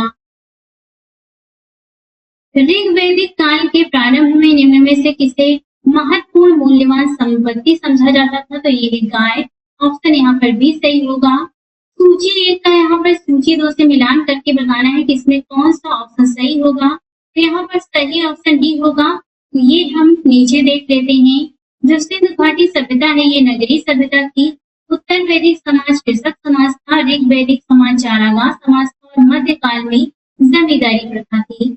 प्राचीन भारतीय समाज के प्रसंग में निम्नलिखित शब्दों में से कौन सा शब्द शेष 3 के वर्ग में नहीं है? तो कुल वंश गोत्र एक ही वर्ग में आते हैं, कोष नहीं आता। आंसर यहाँ पर इसमें सी होगा। प्राचीन भारतीय समाज के संदर्भ में कुल वंश गोत्र परिवार से संबंधित है जबकि कोष परिवार से संबंधित न होकर भंडार से संबंधित है। संस्कारों की कुल संख्या कितनी है? तो 16। ऑप्शन यहाँ पर डी सही होगा। जीविकोपार्जन हेतु वेद वेदांग पढ़ाने वाला अध्यापक कहलाता था तो इसे उपाध्याय कहा जाता था। ऑप्शन यहाँ पर इसमें सी सही होगा। अब देखते हैं बौद्ध धर्म से संबंधित प्रश्नों को। पहला है गौतम बुद्ध का जन्म कब हुआ था? तो ये 563 ईसा पूर्व में हुआ था। ऑप्शन यहाँ पर ए सही होगा। बुद्ध के जीवन की किस घटना को महाभिनिष्क्रमण के रूप में जाना जाता है? तो ये है उनका गृह त्याग। ऑप्शन यहाँ पर सी सही होगा। गौतम बुद्ध की माँ किस वंश से संबंधित थी? तो ये संबंधित थी कोली वंश से। ऑप्शन इसमें भी सही होगा। बुद्ध का जन्म हुआ था लुम्बिनी में। ऑप्शन यहाँ पर डी भी सही होगा। निम्नलिखित में से कौन सा नाम बुद्ध का दूसरा नाम है? तो ये यहाँ पर ऑप्शन ई सही होगा। गौतम बुद्ध के बचपन का नाम सिद्धार्थ था। इन्हें शाक्य मुनि तथा तथागत आदि नामों से भी जाना जाता है। आदि गुरु शंकराचार्य को प्रच्छन्न बौद्ध या छिपा हुआ बुद्ध मार्गी कहा जाता था। अतः पार्थ, प्रच्छन्न, मिहिर, गुडाकेश भगवान बुद्ध के नाम नहीं है। इस प्रकार यहाँ पर जो सही ऑप्शन होगा वो ई होगा। छत्तीसगढ़ लोक सेवा आयोग ने अपने प्रारंभिक एवं संशोधित दोनों ही उत्तर प्रश्नों में उत्तर पत्रकों में इसका उत्तर विकल्प भी जारी किया था। तो यहाँ पे आप इसे देख सकते हैं। नेक्स्ट है, निम्नलिखित में से किस राजवंश के अभिलेख से इस परंपरा का समर्थन होता है कि लुम्बिनी शाक्यमुनि बुद्ध का जन्म स्थान था? तो ये है मौर्य। ऑप्शन यहाँ पर इसमें ए सही होगा। निम्नलिखित में से कौन एक अशोक का अभिलेख इस परंपरा की पुष्टि करता है कि गौतम बुद्ध का जन्म लुम्बिनी में हुआ था? तो ये है ब्रह्मदेय स्तंभ अभिलेख। ऑप्शन इसमें डी सही होगा। निम्नलिखित में से किस राजा के एक अभिलेख से सूचना मिलती है कि शाक्य मुनि बुद्ध का जन्म लुम्बिनी में हुआ था? तो ये है अशोक का। ऑप्शन यहाँ पर ए सही होगा। महात्मा बुद्ध का महापरिनिर्वाण कहाँ पर हुआ था? तो ये कुशीनगर में हुआ था। ऑप्शन इसमें सी सही होगा। गौतम बुद्ध का महापरिनिर्वाण जिस राज्य में हुआ था वो राज्य है मल्ल। ऑप्शन इसमें सी सही होगा। महात्मा बुद्ध का महापरिनिर्वाण किसके गणतंत्र में हुआ था? मल्लों के। ऑप्शन यहाँ पर इसमें ए सही होगा। गौतम बुद्ध ने किस स्थान पर निर्वाण प्राप्त किया था? तो यह कुशीनारा। ऑप्शन इसमें ए सही होगा। महापरिनिर्वाण मंदिर अवस्थित है, तो यह कुशीनगर में। ऑप्शन ए सही होगा। निम्नलिखित में से इनका संबंध बुद्ध के जीवन से था? तो अवंती, गांधार, कौशल, मगध, इनमें से जो संबंधित है ये है कौशल और मगध। तीसरा चौथा होगा इस प्रकार सही। ऑप्शन इसमें सी सही होगा। गौतम बुद्ध द्वारा अपने धर्म में दीक्षित किया जाने वाला अंतिम व्यक्ति निम्नलिखित में से कौन था? तो ये है सुभद्र। ऑप्शन यहाँ पर डी सही होगा। बुद्ध द्वारा रूपांतरित निम्न व्यक्तियों में से कौन सा अंतिम था? तो ये है सुभद्र। ऑप्शन यहाँ पर डी सही होगा। बुद्ध अपने जीवन की अंतिम वर्षा ऋतु कहाँ बिताई थी? तो ये बिताया था वैशाली में। ऑप्शन इसमें बी सही होगा। निम्नलिखित में से कौन सा एक बौद्ध मत में निर्वाण की अवधारणा की सर्वश्रेष्ठ व्याख्या करता है? तो ये है कृष्णा रूपी अग्नि का समान। ऑप्शन यहाँ पर ए सही होगा। बोध गया में किसे ज्ञान प्राप्ति हुई थी? तो ये है गौतम बुद्ध को। ऑप्शन इसमें बी सही होगा। कालार कलाम कौन थे? तो ये बुद्ध के एक गुरु थे। ऑप्शन यहाँ पर इसमें डी सही होगा। महात्मा बुद्ध ने अपना पहला धर्म चक्र प्रवर्तन किस स्थान पर दिया था? तो सारनाथ में दिया था। ऑप्शन बी सही होगा। बुद्ध ने अपना पहला उपदेश कहाँ पर दिया था? सारनाथ में। ऑप्शन यहाँ पर बी सही होगा। सारनाथ में अपना प्रथम प्रवचन दिया था? तो ये दिया था महात्मा बुद्ध ने। आंसर ठीक होगा इसमें। गौतम बुद्ध ने अपना पहला उपदेश कहाँ पर दिया था? तो सारनाथ में। ऑप्शन सी होगा। ग्रंथों में उल्लेखित धर्म चक्र प्रवर्तन है, तो ये सारनाथ में दिया गया गौतम बुद्ध का प्रथम उपदेश है। ऑप्शन यहाँ पर इसमें भी सही होगा। धर्म चक्र प्रवर्तन किया गया था सारनाथ में। ऑप्शन सी होगा। बुद्ध ने सर्वाधिक उपदेश दिए थे श्रावस्ती में। ऑप्शन यहाँ पर भी सही होगा। बुद्ध कौशाम्बी किसके राजकाल में आए थे? तो ये आए थे उदयन के। ऑप्शन यहाँ पर भी सही होगा। बुद्ध की मृत्यु के पश्चात प्रथम बौद्ध संगीत की अध्यक्षता की गई थी महाकश्यप के द्वारा। ऑप्शन इसमें ए सही होगा। प्रथम बौद्ध संगीत के अध्यक्ष कौन थे? तो ये थे महाकश्यप। ऑप्शन इसमें भी सही होगा। प्रथम बौद्ध परिषद का संचालन निम्नलिखित में से किस एक ने किया? महाकश्यप। नेक्स्ट है, प्रथम बौद्ध सभा कहाँ आयोजित की गई थी? तो ये किया गया था राजगृह। ऑप्शन यहाँ पर इसमें भी सही होगा। सप्तपर्णी गुफा स्थित है, तो ये स्थित है राजगृह में। ऑप्शन इसमें सी सही होगा।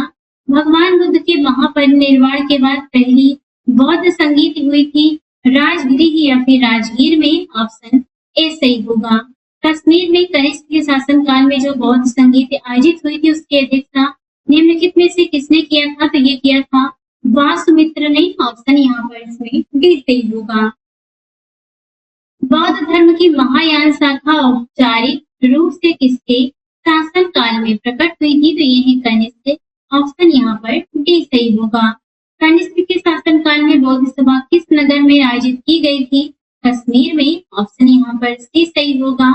किस शासक के काल में चतुर्थ बौद्ध संगीत का आयोजन कश्मीर में हुआ था? तो ये है कनिष्क। ऑप्शन यहाँ पर सी सही होगा।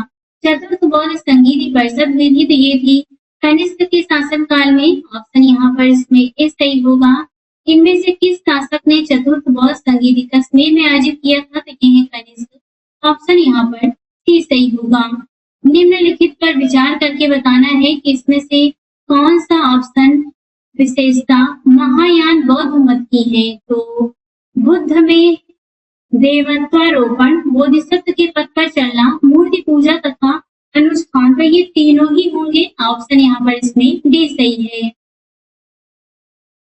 निम्नलिखित 4 स्थानों में से हुई बौद्ध संगीतियों का सही कालक्रम बताना है। तो सबसे पहले हुआ था राजगिरी में, इसके बाद वैशाली में, इसके बाद आते हैं पाटलिपुत्र और फिर कुंडलवन। तो यहाँ पर सही ऑप्शन यहाँ पर डी सही होगा। ये डिटेल में आप यहाँ पर इसे देख सकते हैं। द्वितीय बौद्ध समिति का आयोजन कहाँ पर हुआ था? वैशाली में। ऑप्शन बी सही होगा। तृतीय बौद्ध सभा किस स्थान पर बुलाई गई थी? पाटलिपुत्र में। ऑप्शन यहाँ पर डी सही होगा। प्रथम बौद्ध समिति का आयोजन हुआ था अजातशत्रु के शासनकाल में। ऑप्शन यहाँ पर इसमें बी सही होगा। निम्नलिखित में से किस नगर में प्रथम बौद्ध सभा आयोजित की गई? तो ये है राजगीर। निम्नलिखित में से किस शासक ने द्वितीय बौद्ध सभा का आयोजन किया था? तो ये किया था कालाशोक ने। ऑप्शन यहाँ पर इसमें बी सही होगा। यहाँ पर एक तरफ बौद्ध परिषद दी गई है, एक तरफ अध्यक्ष है। मिलान करके बताना है कौन सा सही है। तो यहाँ पर सही ऑप्शन इसमें डी सही होगा। आप यहाँ पे मिलान स्वयं करिए। नीचे देख लेते हैं।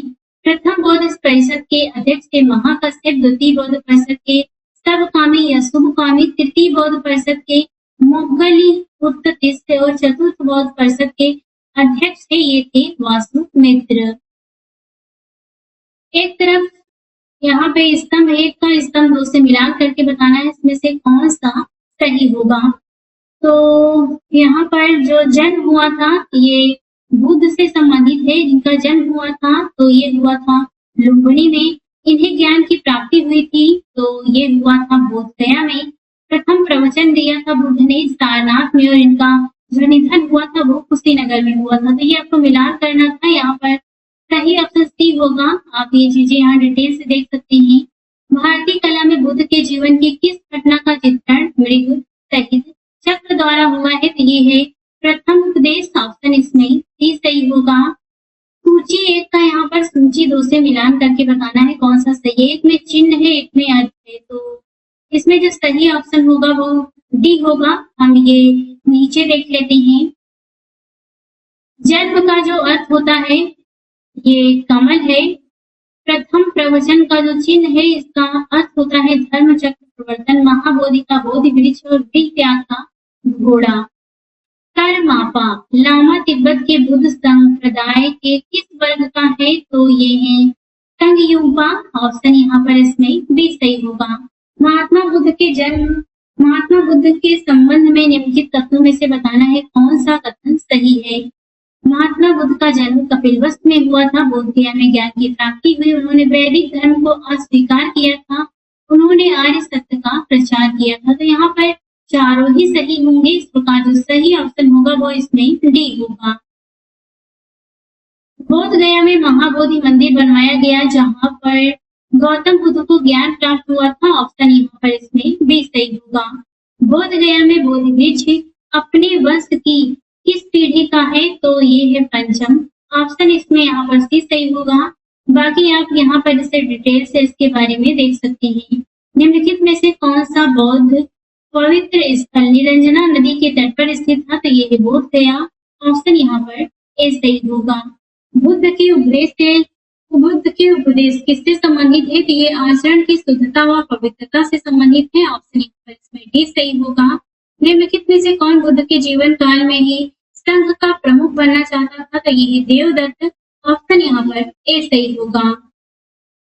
गौतम बुद्ध ने अपनी मृत्यु के उपरांत बौद्ध संघ के नेतृत्व के लिए निम्नलिखित में से किसे नामित किया था, ये यहाँ पर ऑप्शन इसमें डी सही होगा।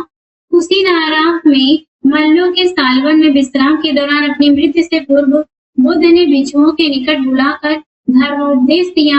आनंद शायद तुम ऐसा सोचो कि हमारे शास्ता चले गए, अब हमारा शास्ता नहीं है।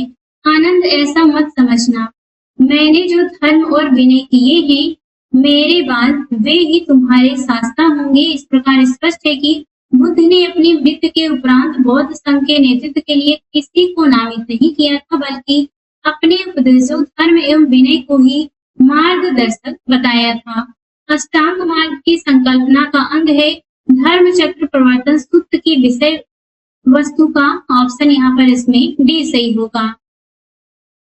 गौतम बुद्ध के बारे में निम्नलिखित में से क्या सत्य है, तो यहाँ पे 4 कथन दिए गए हैं। ये हैं, वे कर्म में विश्वास करते थे, आत्मा का शरीर में परिवर्तन मानते थे, निर्वाण प्राप्ति में विश्वास करते थे, ईश्वर की सत्ता में विश्वास करते थे। यहाँ पर कोई भी एक ऑप्शन सही नहीं है, ये हम नीचे देख लेते हैं। महात्मा बुद्ध कर्म सिद्धांत में विश्वास करते थे, वे आत्मा में विश्वास न करते हुए भी पुनर्जन्म में विश्वास करते थे। बुद्ध के अनुसार चेतना कर्म फल का पुनर्जन्म होता है। वे निर्वाण प्राप्ति में विश्वास करते थे, किंतु ईश्वर की सत्ता में विश्वास नहीं करते थे। अतः 1 और 3 इसमें सही है, यानी इसमें जो सही है वो होगा पहला और तीसरा, और ऐसा किसी ऑप्शन में नहीं दिया गया। बौद्ध संघ में भिक्षुणी के रूप में स्त्रियों के प्रवेश की अनुमति बुद्ध द्वारा दी गई थी वैशाली में, ऑप्शन इसमें बी सही होगा। त्रिपिटक क्या है, तो ये बुद्ध के उपदेशों का संग्रह है, ऑप्शन यहाँ पर इसमें डी सही होगा। त्रिपिटक ग्रंथ किस धर्म से संबंधित है, तो ये संबंधित है बौद्ध धर्म से, ऑप्शन यहाँ पर भी सही होगा। त्रिपिटक किसकी धार्मिक पुस्तक है, बौद्धों की, ऑप्शन डी होगा। त्रिपिटक किससे संबंधित है, तो बौद्ध से। निम्नलिखित में से किस बौद्ध ग्रंथ में संघ जीवन के नियम प्राप्त होते हैं, तो ये है विनय पिटक, ऑप्शन यहाँ पर बी सही होगा। यमन बुद्ध पिटक से संबंधित है, तो ये है अभिधम्म, ऑप्शन यहाँ पर सी सही होगा। निम्न में से किस बौद्ध साहित्य में महात्मा बुद्ध के नैतिक एवं सिद्धांत संबंधित प्रवचन संकलित है, तो ये है सुत्त पिटक, ऑप्शन यहाँ पर डी सही होगा। बौद्ध धर्म में त्रिरत्न का क्या अभिप्राय होता है, बुद्ध धम्म और संघ, ऑप्शन यहाँ पर बी सही होगा। बौद्ध दर्शन के विशेषता के संबंध में निम्नलिखित कथनों पर विचार करके बताना है कौन सा सही है। बौद्ध दर्शन का बीज गौतम बुद्ध की इच्छाओं में ही मिलता है। बुद्ध ने हमेशा दार्शनिक समस्याओं में उलझने के बजाय मानवीय कष्टों से मुक्ति के लिए नैतिक जीवन जीने पर जोर दिया। यहाँ पर पहला और दूसरा दोनों सही है, ऑप्शन यहाँ पर सी सही होगा। प्राचीन भारत के बौद्ध मठों में पवरन नामक समारोह आयोजित किया जाता था, जो कि वर्षा ऋतु के दौरान मठों में प्रवास के समय भिक्षुओं द्वारा किए गए अपराधों की स्वीकारोक्ति का अवसर होता था। यहाँ पर ऑप्शन बी सही होगा। अशोकाराम विहार निम्नलिखित में से किस स्थान पर स्थित था, तो ये था पाटलिपुत्र में, ऑप्शन यहाँ पर इसमें बी सही होगा। विश्व में सबसे ऊंचा कहा जाने वाला विश्व शांति स्तूप बिहार में कहाँ स्थित है, राजगीर में है, ऑप्शन यहाँ पर बी सही होगा। बुद्ध की 80 फुट बड़ी प्रतिमा जो बोधगया में है निर्मित की गई जापानियों के द्वारा, ऑप्शन यहाँ पर ए सही होगा। सर्वप्रथम स्तूप शब्द कहाँ पर मिलता है, ऋग्वेद में, ऑप्शन ए सही होगा।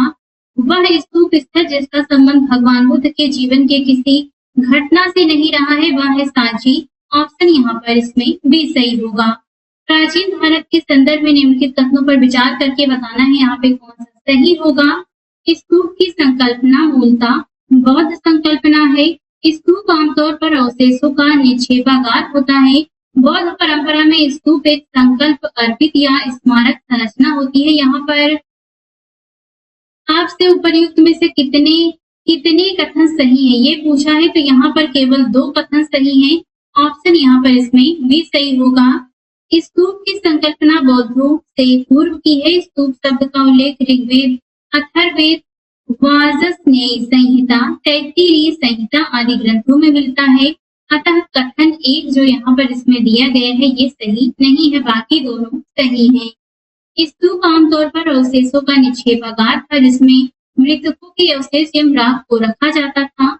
मोक्ष प्राप्ति के उद्देश्य से भगवान की पूजा करने की सामान्य जन की गहरी आस्था के परिणाम स्वरूप स्तूप ने आगे चलकर अपना संकल्प अर्पित संरचना स्वरूप प्राप्त किया था। निम्नलिखित स्तूपों का सही टैक्टिक क्रम कालानुक्रम क्या है, तो ये हम नीचे देख लेते हैं। भरभूत एवं सांची के स्तूप की स्थापना मौर्य शासक अशोक के शासनकाल में हुई थी। धमेक स्तूप की संरचना का निर्माण मूलतः अशोक के शासनकाल में हुआ, जिसे गुप्त काल में प्रतिस्थापित कर वर्तमान स्तूप बना। अमरावती स्तूप का निर्माण सातवाहन काल के समय में हुआ था। अतः भरभूत, सांची एवं धमेक स्तूप के निर्माण क्रम निर्धारित करना संभव नहीं है। अनात्मवाद सिद्धांत है, ये बौद्ध दर्शन का है। ऑप्शन यहाँ पर सी सही होगा। संसार अस्थिर है और क्षणिक है का निम्न में से किससे संबंध है, तो बौद्ध से। ऑप्शन ए सही होगा। निम्नलिखित में से किसे एशिया के ज्योति पुंज के तौर पे जाना जाता है, गौतम बुद्ध को। ऑप्शन ए सही होगा। निम्नलिखित में से किसे एशिया का ज्योतिपुंज कहा जाता है, भगवान बुद्ध को। नव बौद्ध के प्रतिपादक कौन है, तो ये है अंबेडकर। ऑप्शन यहाँ पर सी सही होगा। क्षणिकवाद का प्रतिपादन किसने किया था, बुद्ध ने। ऑप्शन ए सही होगा। भारत के सांस्कृतिक इतिहास के संदर्भ में पारमिता शब्द का सही विवरण निम्नलिखित में से कौन सा है, परिपूर्णताएं जिनकी प्राप्ति से बोधिसत्व पद प्रशस्त हुआ। ऑप्शन इसमें सी सही होगा। सर एडविन अर्नाल्ड की पुस्तक द लाइट ऑफ एशिया आधारित है ललित विस्तार पर। ऑप्शन यहाँ पर भी सही होगा। बौद्ध धर्म के महायान और हीनयान संप्रदायों में सर्वाधिक मौलिक अंतर निम्नलिखित में से कौन सा है, देवी देवताओं की पूजा। ऑप्शन यहाँ पर सी सही होगा। गौतम बुद्ध को एक देवता का स्थान किस राजा के युग में प्राप्त हुआ, तो ये है कनिष्क। ऑप्शन यहाँ पर बी सही होगा। भारत में पहले जिस मानव प्रतिमाओं को पूजा किया वह थी, तो ये थी बुद्ध की। ऑप्शन सी सही होगा। देश में निम्न में से किसने मूर्ति पूजा की नींव रखी थी, तो ये है बौद्ध ने। ऑप्शन यहाँ पर भी सही होगा। गंधार शैली की मूर्ति कला में बुद्ध के सारनाथ में हुए प्रथम धर्मोपदेश से संबद्ध प्रवचन मुद्रा का नाम है, जैसे धर्म चक्र कहते हैं। ऑप्शन यहाँ पर सी सही होगा। बुद्ध की खड़ी प्रतिमा निम्न में से किस काल में बनाई गई थी, कुषाण काल में। ऑप्शन यहाँ पर भी सही होगा। बुद्ध की प्राचीनतम प्रतिमा किस शैली में प्राप्त होती है, तो यहाँ पर ऑप्शन ई होगा। इसके बारे में हम अगर यहाँ पर देख लें, कुषाण काल में ही गांधार एवं मथुरा कला के शैली के तहत बुद्ध एवं बोधिसत्वों की बहुसंख्यक मूर्तियों का बैठी एवं खड़ी स्थिति में निर्माण हुआ।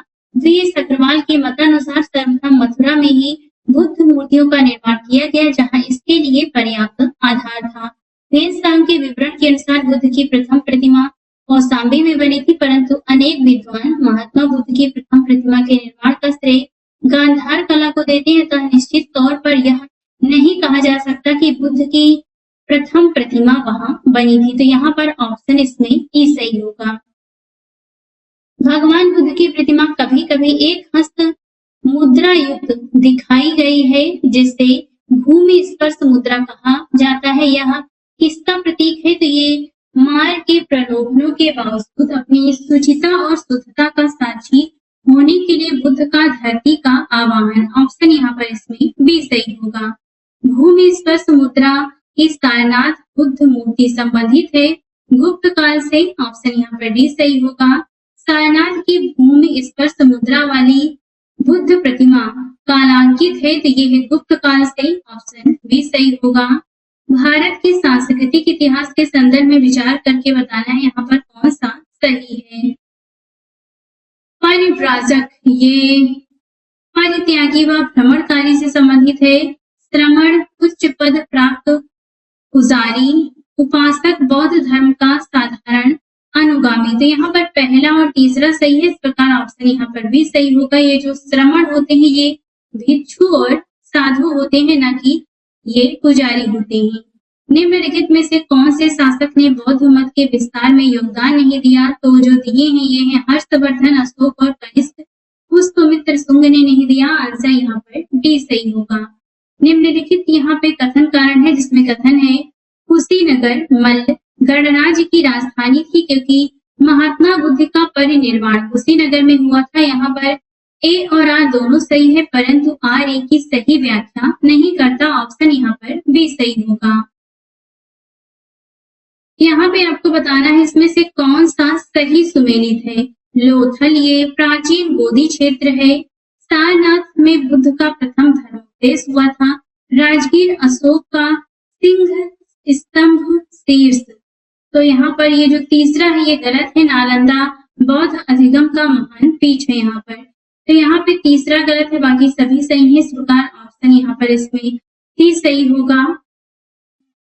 ये जो सारनाथ वाराणसी में महात्मा बुद्ध ने अपना धर्मोपदेश धर्म चक्र प्रवर्तन दिया था, नालंदा बौद्ध अधिगम का महान पीठ था। यहाँ कुमार गुप्त प्रथम के शासनकाल में विश्वविद्यालय की स्थापना हुई थी। अशोक का सिंह स्तंभ शीर्ष राजगीर में नहीं बल्कि सारनाथ में स्थित है।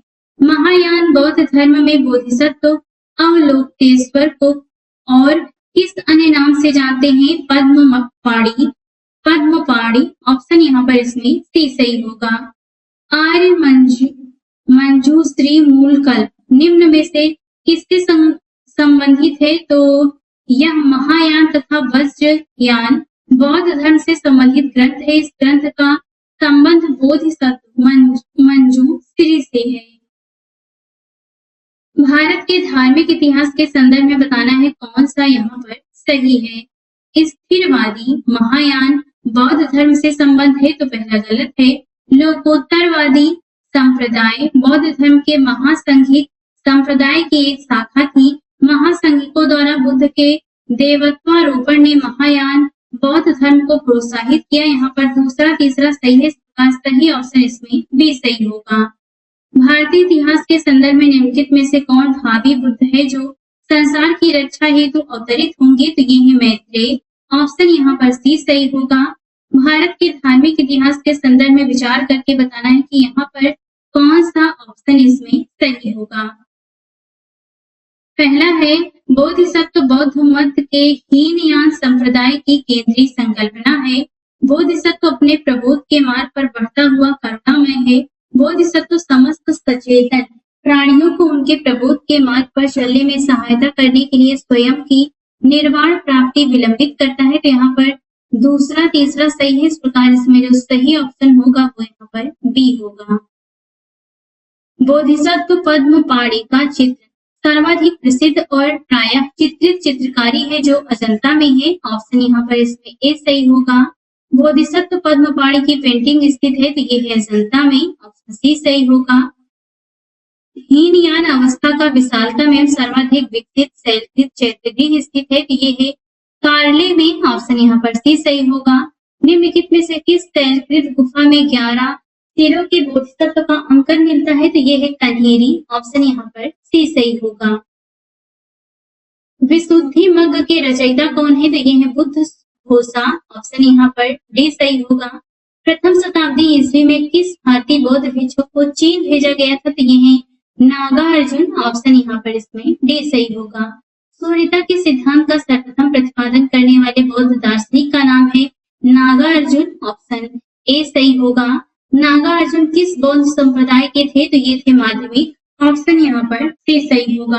भारतीय इतिहास के संदर्भ में निम्नलिखित युग्मों में से बताना है कौन सा। यहाँ पर कितने युग्म सही हैं? एक तरफ ऐतिहासिक व्यक्ति है, एक तरफ किस रूप में जाने गए? आर्यदेव को जाना गया। जैन विद्वान दिग्नाथ को बौद्ध विद्वान, नाथ मुनि को वैष्णव विद्वान। तो यहाँ पर केवल 2 युग्म सही हैं, ये हम नीचे देख लेते हैं। आर्यदेव ये बौद्ध दार्शनिक थे जो बौद्ध दार्शनिक नागार्जुन के शिष्य थे।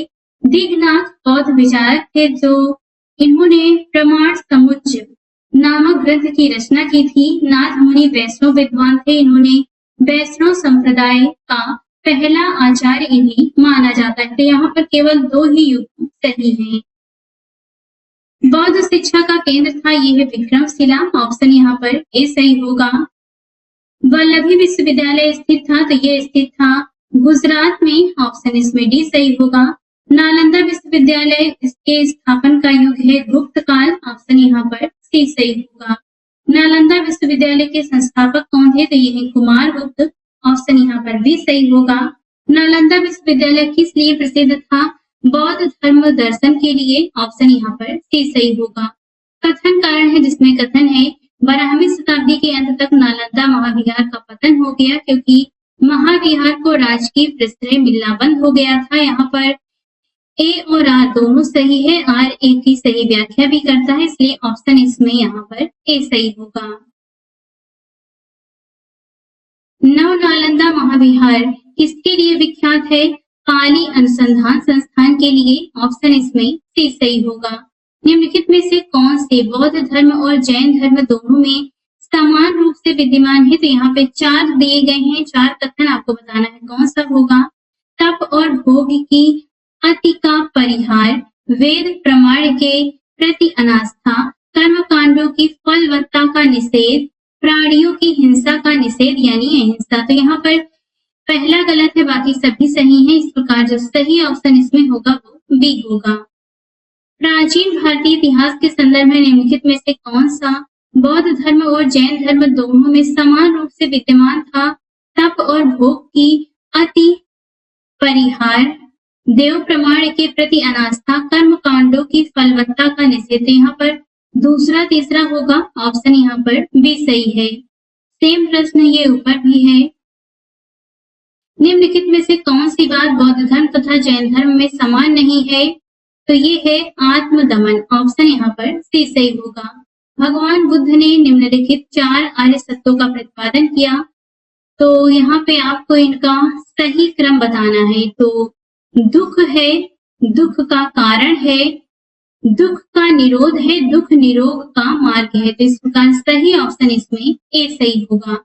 ये आप यहाँ पर इसे देख सकते हैं। बौद्ध तथा जैन दोनों ही धर्म विश्वास करते हैं कि कर्म तथा पुनर्जन्म के सिद्धांत सही हैं। ऑप्शन यहाँ पर ए सही होगा। कथन कारण है, जिसमें कथन है पुनर्जन्म नहीं होता है क्योंकि आत्मा की सत्ता नहीं है। तो यहाँ पर जो सही ऑप्शन होगा वो इसमें डी होगा, क्योंकि इसमें ए गलत है और आर इसमें सही है। बौद्ध धर्म के विषय में सही कथन कौन सा है, ये आपको बताना है। उसने वर्ण एवं जाति को अस्वीकार नहीं किया।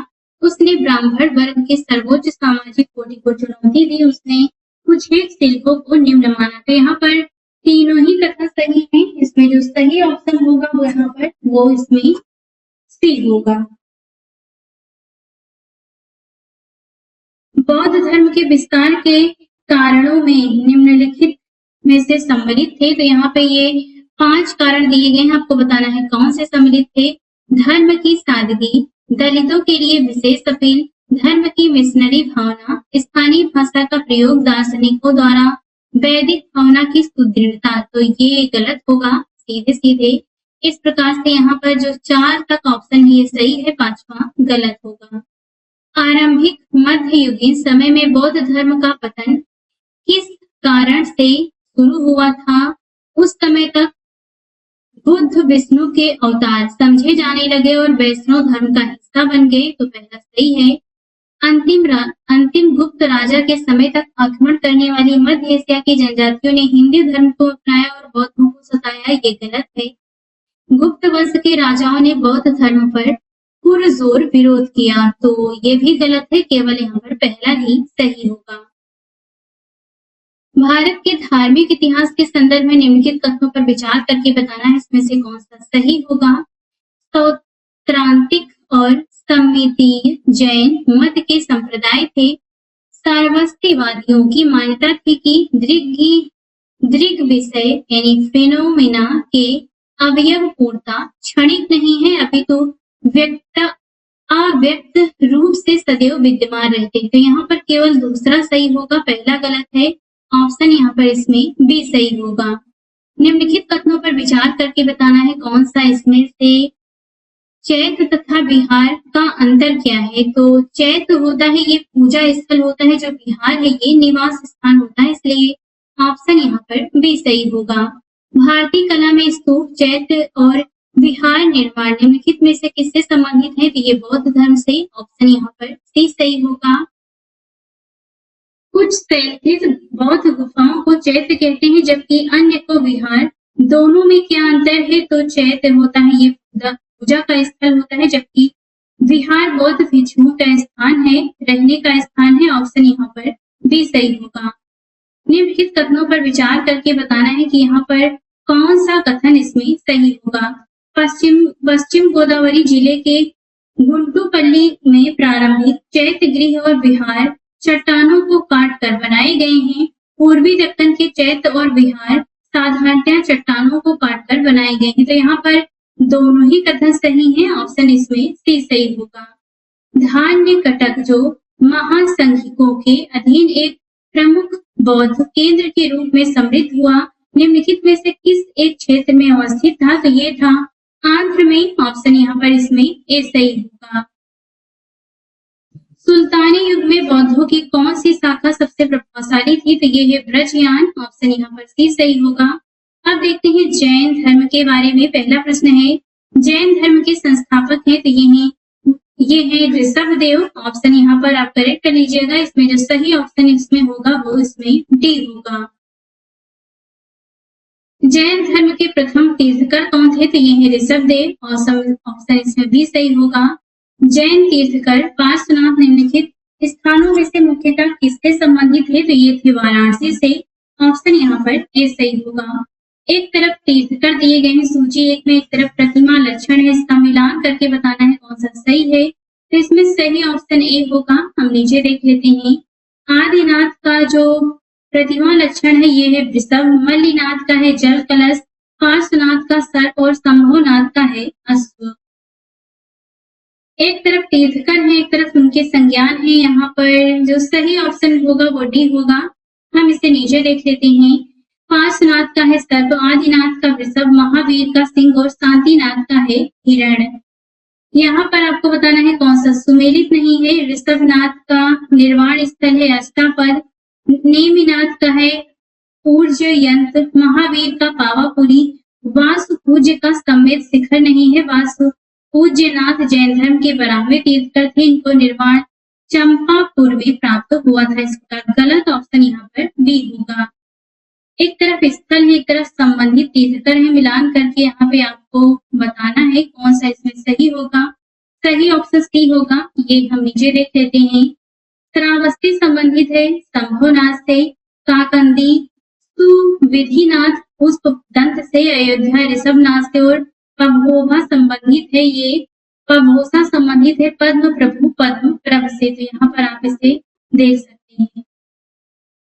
निम्नलिखित तीर्थकरों पर विचार करके उनको सही कालक्रमानुसार व्यवस्थित करना है। तो यहाँ पर सबसे पहले आते हैं अभिनंदन, इसके बाद आते हैं पद्म प्रभु, इसके बाद आते हैं मुनि सुब्रत नाथ और इसके बाद विमलनाथ। तो यहाँ पर सही ऑप्शन इसमें, एक मिनट मैंने शायद इसे गलत बता दिया, मैं फिर से करेक्ट कर रही हूँ। सबसे पहले इसमें आएंगे अभिनंदन, इसके बाद आते हैं पद्म प्रभु, इसके बाद आते हैं विमलनाथ और यहाँ पर सबसे अंतिम में आते हैं मुनि सुब्रत नाथ। तो इस प्रकार से यहाँ पे सही ऑप्शन इसमें ए होगा। आप इसे करेक्ट कर लीजिएगा। यहाँ पे आप इन सभी तीर्थकरों का क्रम नाम से देख सकते हैं। महावीर स्वामी का जन्म कहाँ पर हुआ था? तो कुंडग्राम में हुआ था, ऑप्शन इसमें ए सही होगा। कुंडलपुर जन्म स्थान है, तो ये है महावीर स्वामी का, ऑप्शन यहाँ पर सी सही होगा। जैन धर्म के प्रवर्तक महावीर जी का मोक्ष स्थान कहाँ स्थित है? तो ये है पावापुरी, ऑप्शन यहाँ पर इसमें सी सही होगा। महावीर जैन की मृत्यु निम्नलिखित में से किस नगर में हुई थी? तो ये है पावापुरी, ऑप्शन यहाँ पर सी सही है। वर्धमान महावीर के संबंध में क्या सही नहीं है? उन्हें 24वां और अंतिम तीर्थकर माना जाता है। उनकी माता लिच्छवी के राजा चेतक की बहन थी। उन्होंने अपने जीवन काल में विवाह नहीं किया, तो ये गलत है। उन्होंने 527 ईसा पूर्व में पटना के नजदीक पावापुरी में देह त्याग किया था।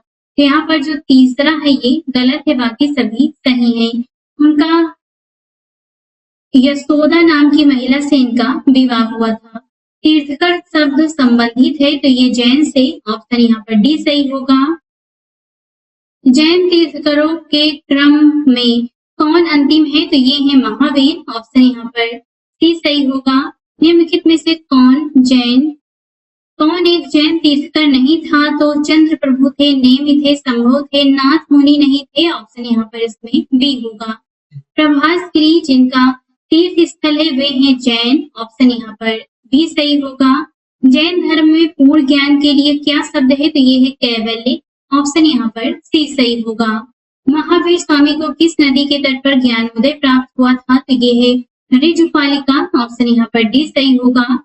त्रिरत्न सिद्धांत सम्यक धारण, सम्यक चरित्र एवं सम्यक ज्ञान जिस धर्म की महिमा है वह है जैन धर्म, ऑप्शन यहाँ पर सी सही होगा। त्रिरत्न या तीन रत्न जैसे सटीक ज्ञान, सच्ची आस्था और सटीक क्रिया निम्न में से किससे संबंधित है तो ये है जैन धर्म से, ऑप्शन यहाँ पर सी सही होगा। कौन सा दर्शन त्रिरत्न को मानता है तो जैन धर्म। जैन दर्शन में मोक्ष के लिए 3 साधन आवश्यक बताए गए हैं, ये है सम्यक दर्शन, सम्यक ज्ञान, सम्यक चरित्र। इन तीनों को जैन धर्म में त्रिरत्न की संज्ञा दी गई है। बुद्ध धम्म एवं संघ बौद्ध धर्म बौद्ध दर्शन के त्रिरत्न माने जाते हैं, अतः छत्तीसगढ़ लोक सेवा आयोग ने इस प्रश्न को मूल्यांकन से बाहर कर दिया, तो यहाँ पर आप इसे देख सकते हैं। अणुप्रस्थ सिद्धांत का प्रतिपादन किया था तो ये किया था जैन धर्म ने, ऑप्शन यहाँ पर इसमें सी सही होगा। स्यादवाद सिद्धांत है तो ये है जैन धर्म का, ऑप्शन इसमें सी सही होगा। स्यादवाद संबंधित है जैन से, ऑप्शन बी सही होगा। निम्नलिखित में से कौन कौन से सिद्धांत जैन धर्म से संबंधित है तो ये होगा अनेकांतवाद और इसमें होगा स्यादवाद। ये शून्यवाद और सर्वस्तिवाद नहीं होगा, केवल पहला और चौथा होगा, इस प्रकार ऑप्शन इसमें ए सही होगा। बाकी आप यहाँ पर इसे डिटेल से देख सकते हैं। जैन दर्शन के अनुसार सृष्टि की रचना एवं पालन पोषण सार्वभौमिक विधान से हुआ है, ऑप्शन यहाँ पर ए सही होगा। अनेकांतवाद निम्नलिखित में से किसका क्रोध सिद्धांत एवं दर्शन है तो ये है जैन मत का, ऑप्शन बी सही होगा। जैन दर्शन के संबंध में निम्नलिखित कथनों पर विचार करके बताना है कौन सा सही है। जैन दर्शन 2 मुख्य सिद्धांतों के इर्द गिर्द घूमता है, अर्थात अनेकांतवाद और स्यादवाद। अनेकांतवाद के अनुसार प्रत्येक प्राणी में कई गुण होते हैं, वह स्थायी गुण जो किसी वस्तु की प्रकृति का निर्माण करता है गुण कहलाता है। यहाँ पर दोनों ही कथन सही है, इस प्रकार से सही ऑप्शन यहाँ पर सी सही होगा। निम्नलिखित में से कौन सा धर्म विश्व विनाशकारी प्रलय की अवधारणा में विश्वास नहीं करता तो ये है जैन धर्म, ऑप्शन यहाँ पर बी सही होगा। जैन धर्म का आधारभूत बिंदु है तो ये है अहिंसा, ऑप्शन यहाँ पर सी सही होगा। यापनीय किसका एक संप्रदाय था तो ये था जैन धर्म का, ऑप्शन यहाँ पर बी सही होगा। भारत की धार्मिक प्रथाओं के संदर्भ में स्थानकवासी संप्रदाय का संबंध किससे है जैन मत से है, ऑप्शन बी सही होगा। निम्नलिखित में से कौन सबसे पूर्णकालिक जैन ग्रंथ कहलाता है तो ये है 14 पूर्व, ऑप्शन यहाँ पर सी सही होगा। प्रारंभिक जैन साहित्य निम्नलिखित में से किस भाषा में लिखे गए अर्धमागधी में, ऑप्शन यहाँ पर ए सही होगा।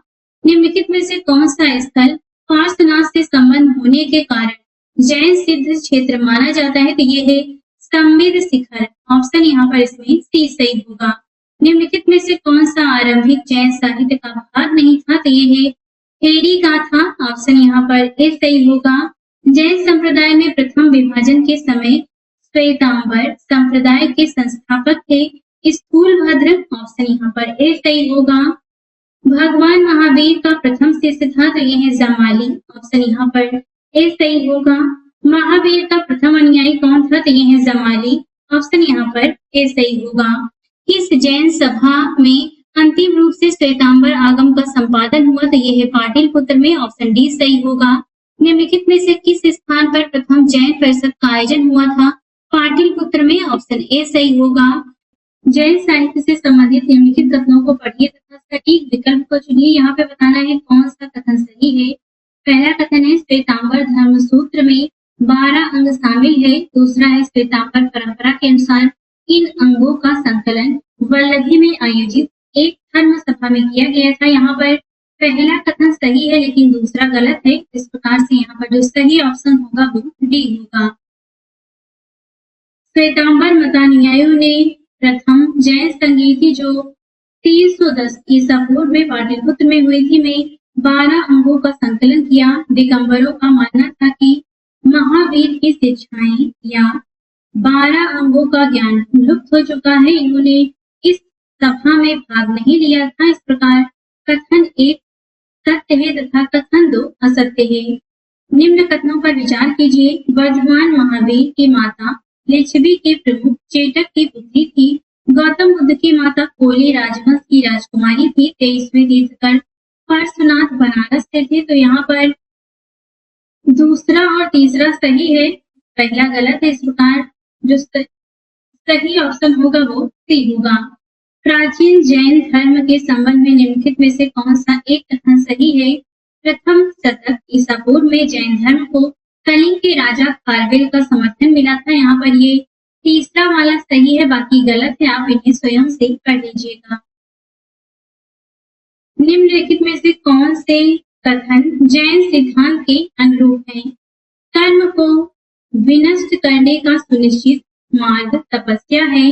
प्रत्येक वस्तु में चाहे वह सूक्ष्मतम कण हो आत्मा होती है। कर्म आत्मा का निवासक है और अवश्य इसका अंत करना चाहिए। यहाँ पर पहला, दूसरा और तीसरा सही है। ऑप्शन यहाँ पर डी सही होगा। समाधि मरण किस दर्शन से संबंधित है? तो ये है जैन दर्शन। ऑप्शन यहाँ पर भी सही होगा। निम्नलिखित कथनों पर विचार करके बताना है कौन सा सही है।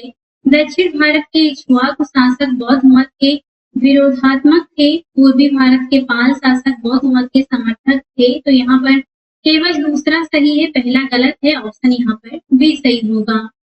आजीवक संप्रदाय के संस्थापक थे। तो ये थे मक्खली गोसाल। ऑप्शन यहाँ पर सी सही होगा। निम्नलिखित में से किसने प्रतिपादित किया कि भाग्य ही सब कुछ निर्धारित करता है, मनुष्य असमर्थ होता है? तो आजीवकों ने। ऑप्शन यहाँ पर सी सही होगा। संप्रदाय जो नीति की अटलता में विश्वास करता था, तो ये है आजीवक। ऑप्शन यहाँ पर भी सही होगा।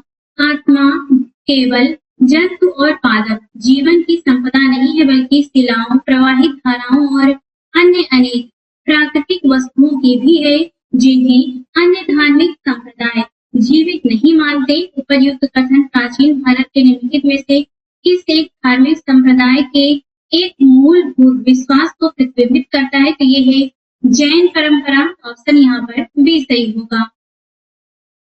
एक तरफ आचार्य दिए गए हैं, एक तरफ उनके सिद्धांत में मिलान करना है। यहाँ पर सही ऑप्शन भी होगा। ये हम नीचे देख लेते हैं। लकुलिस का सिद्धांत है पशुपत। नागार्जुन का है शून्यवाद। भाद्रबाहु का जैन और गोसाल का संप्रदाय है आजीवक। बराबर की गुफाओं का उपयोग किसने आश्रय गृह के रूप में किया? तो ये है आजीवकों ने। ऑप्शन यहाँ पर ए सही होगा।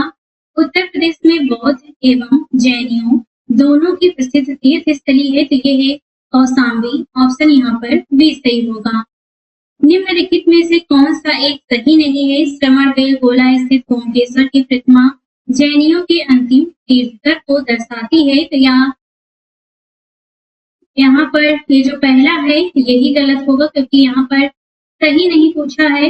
भारत का सबसे बड़ा बौद्ध मठ अरुणाचल प्रदेश में है। खजुराहो के मंदिर चंदेल राजाओं द्वारा बनवाए गए होयसल मंदिर शिव को समर्पित है। बाकी सभी सही हैं इसमें। श्रवणबेलगोला में गोमकेश्वर की विशाल प्रतिमा किसने स्थापित करवाई थी? तो चामुंडराय ने। ऑप्शन यहाँ पर ए सही होगा। महान धार्मिक घटना महामस्तकाभिषेक निम्नलिखित में से किससे संबंधित है और किसके लिए की जाती है? तो ये बाहुबली के लिए। ऑप्शन यहाँ पर इसमें ए सही होगा। अब देखते हैं शैव तथा शाश्वत धर्म से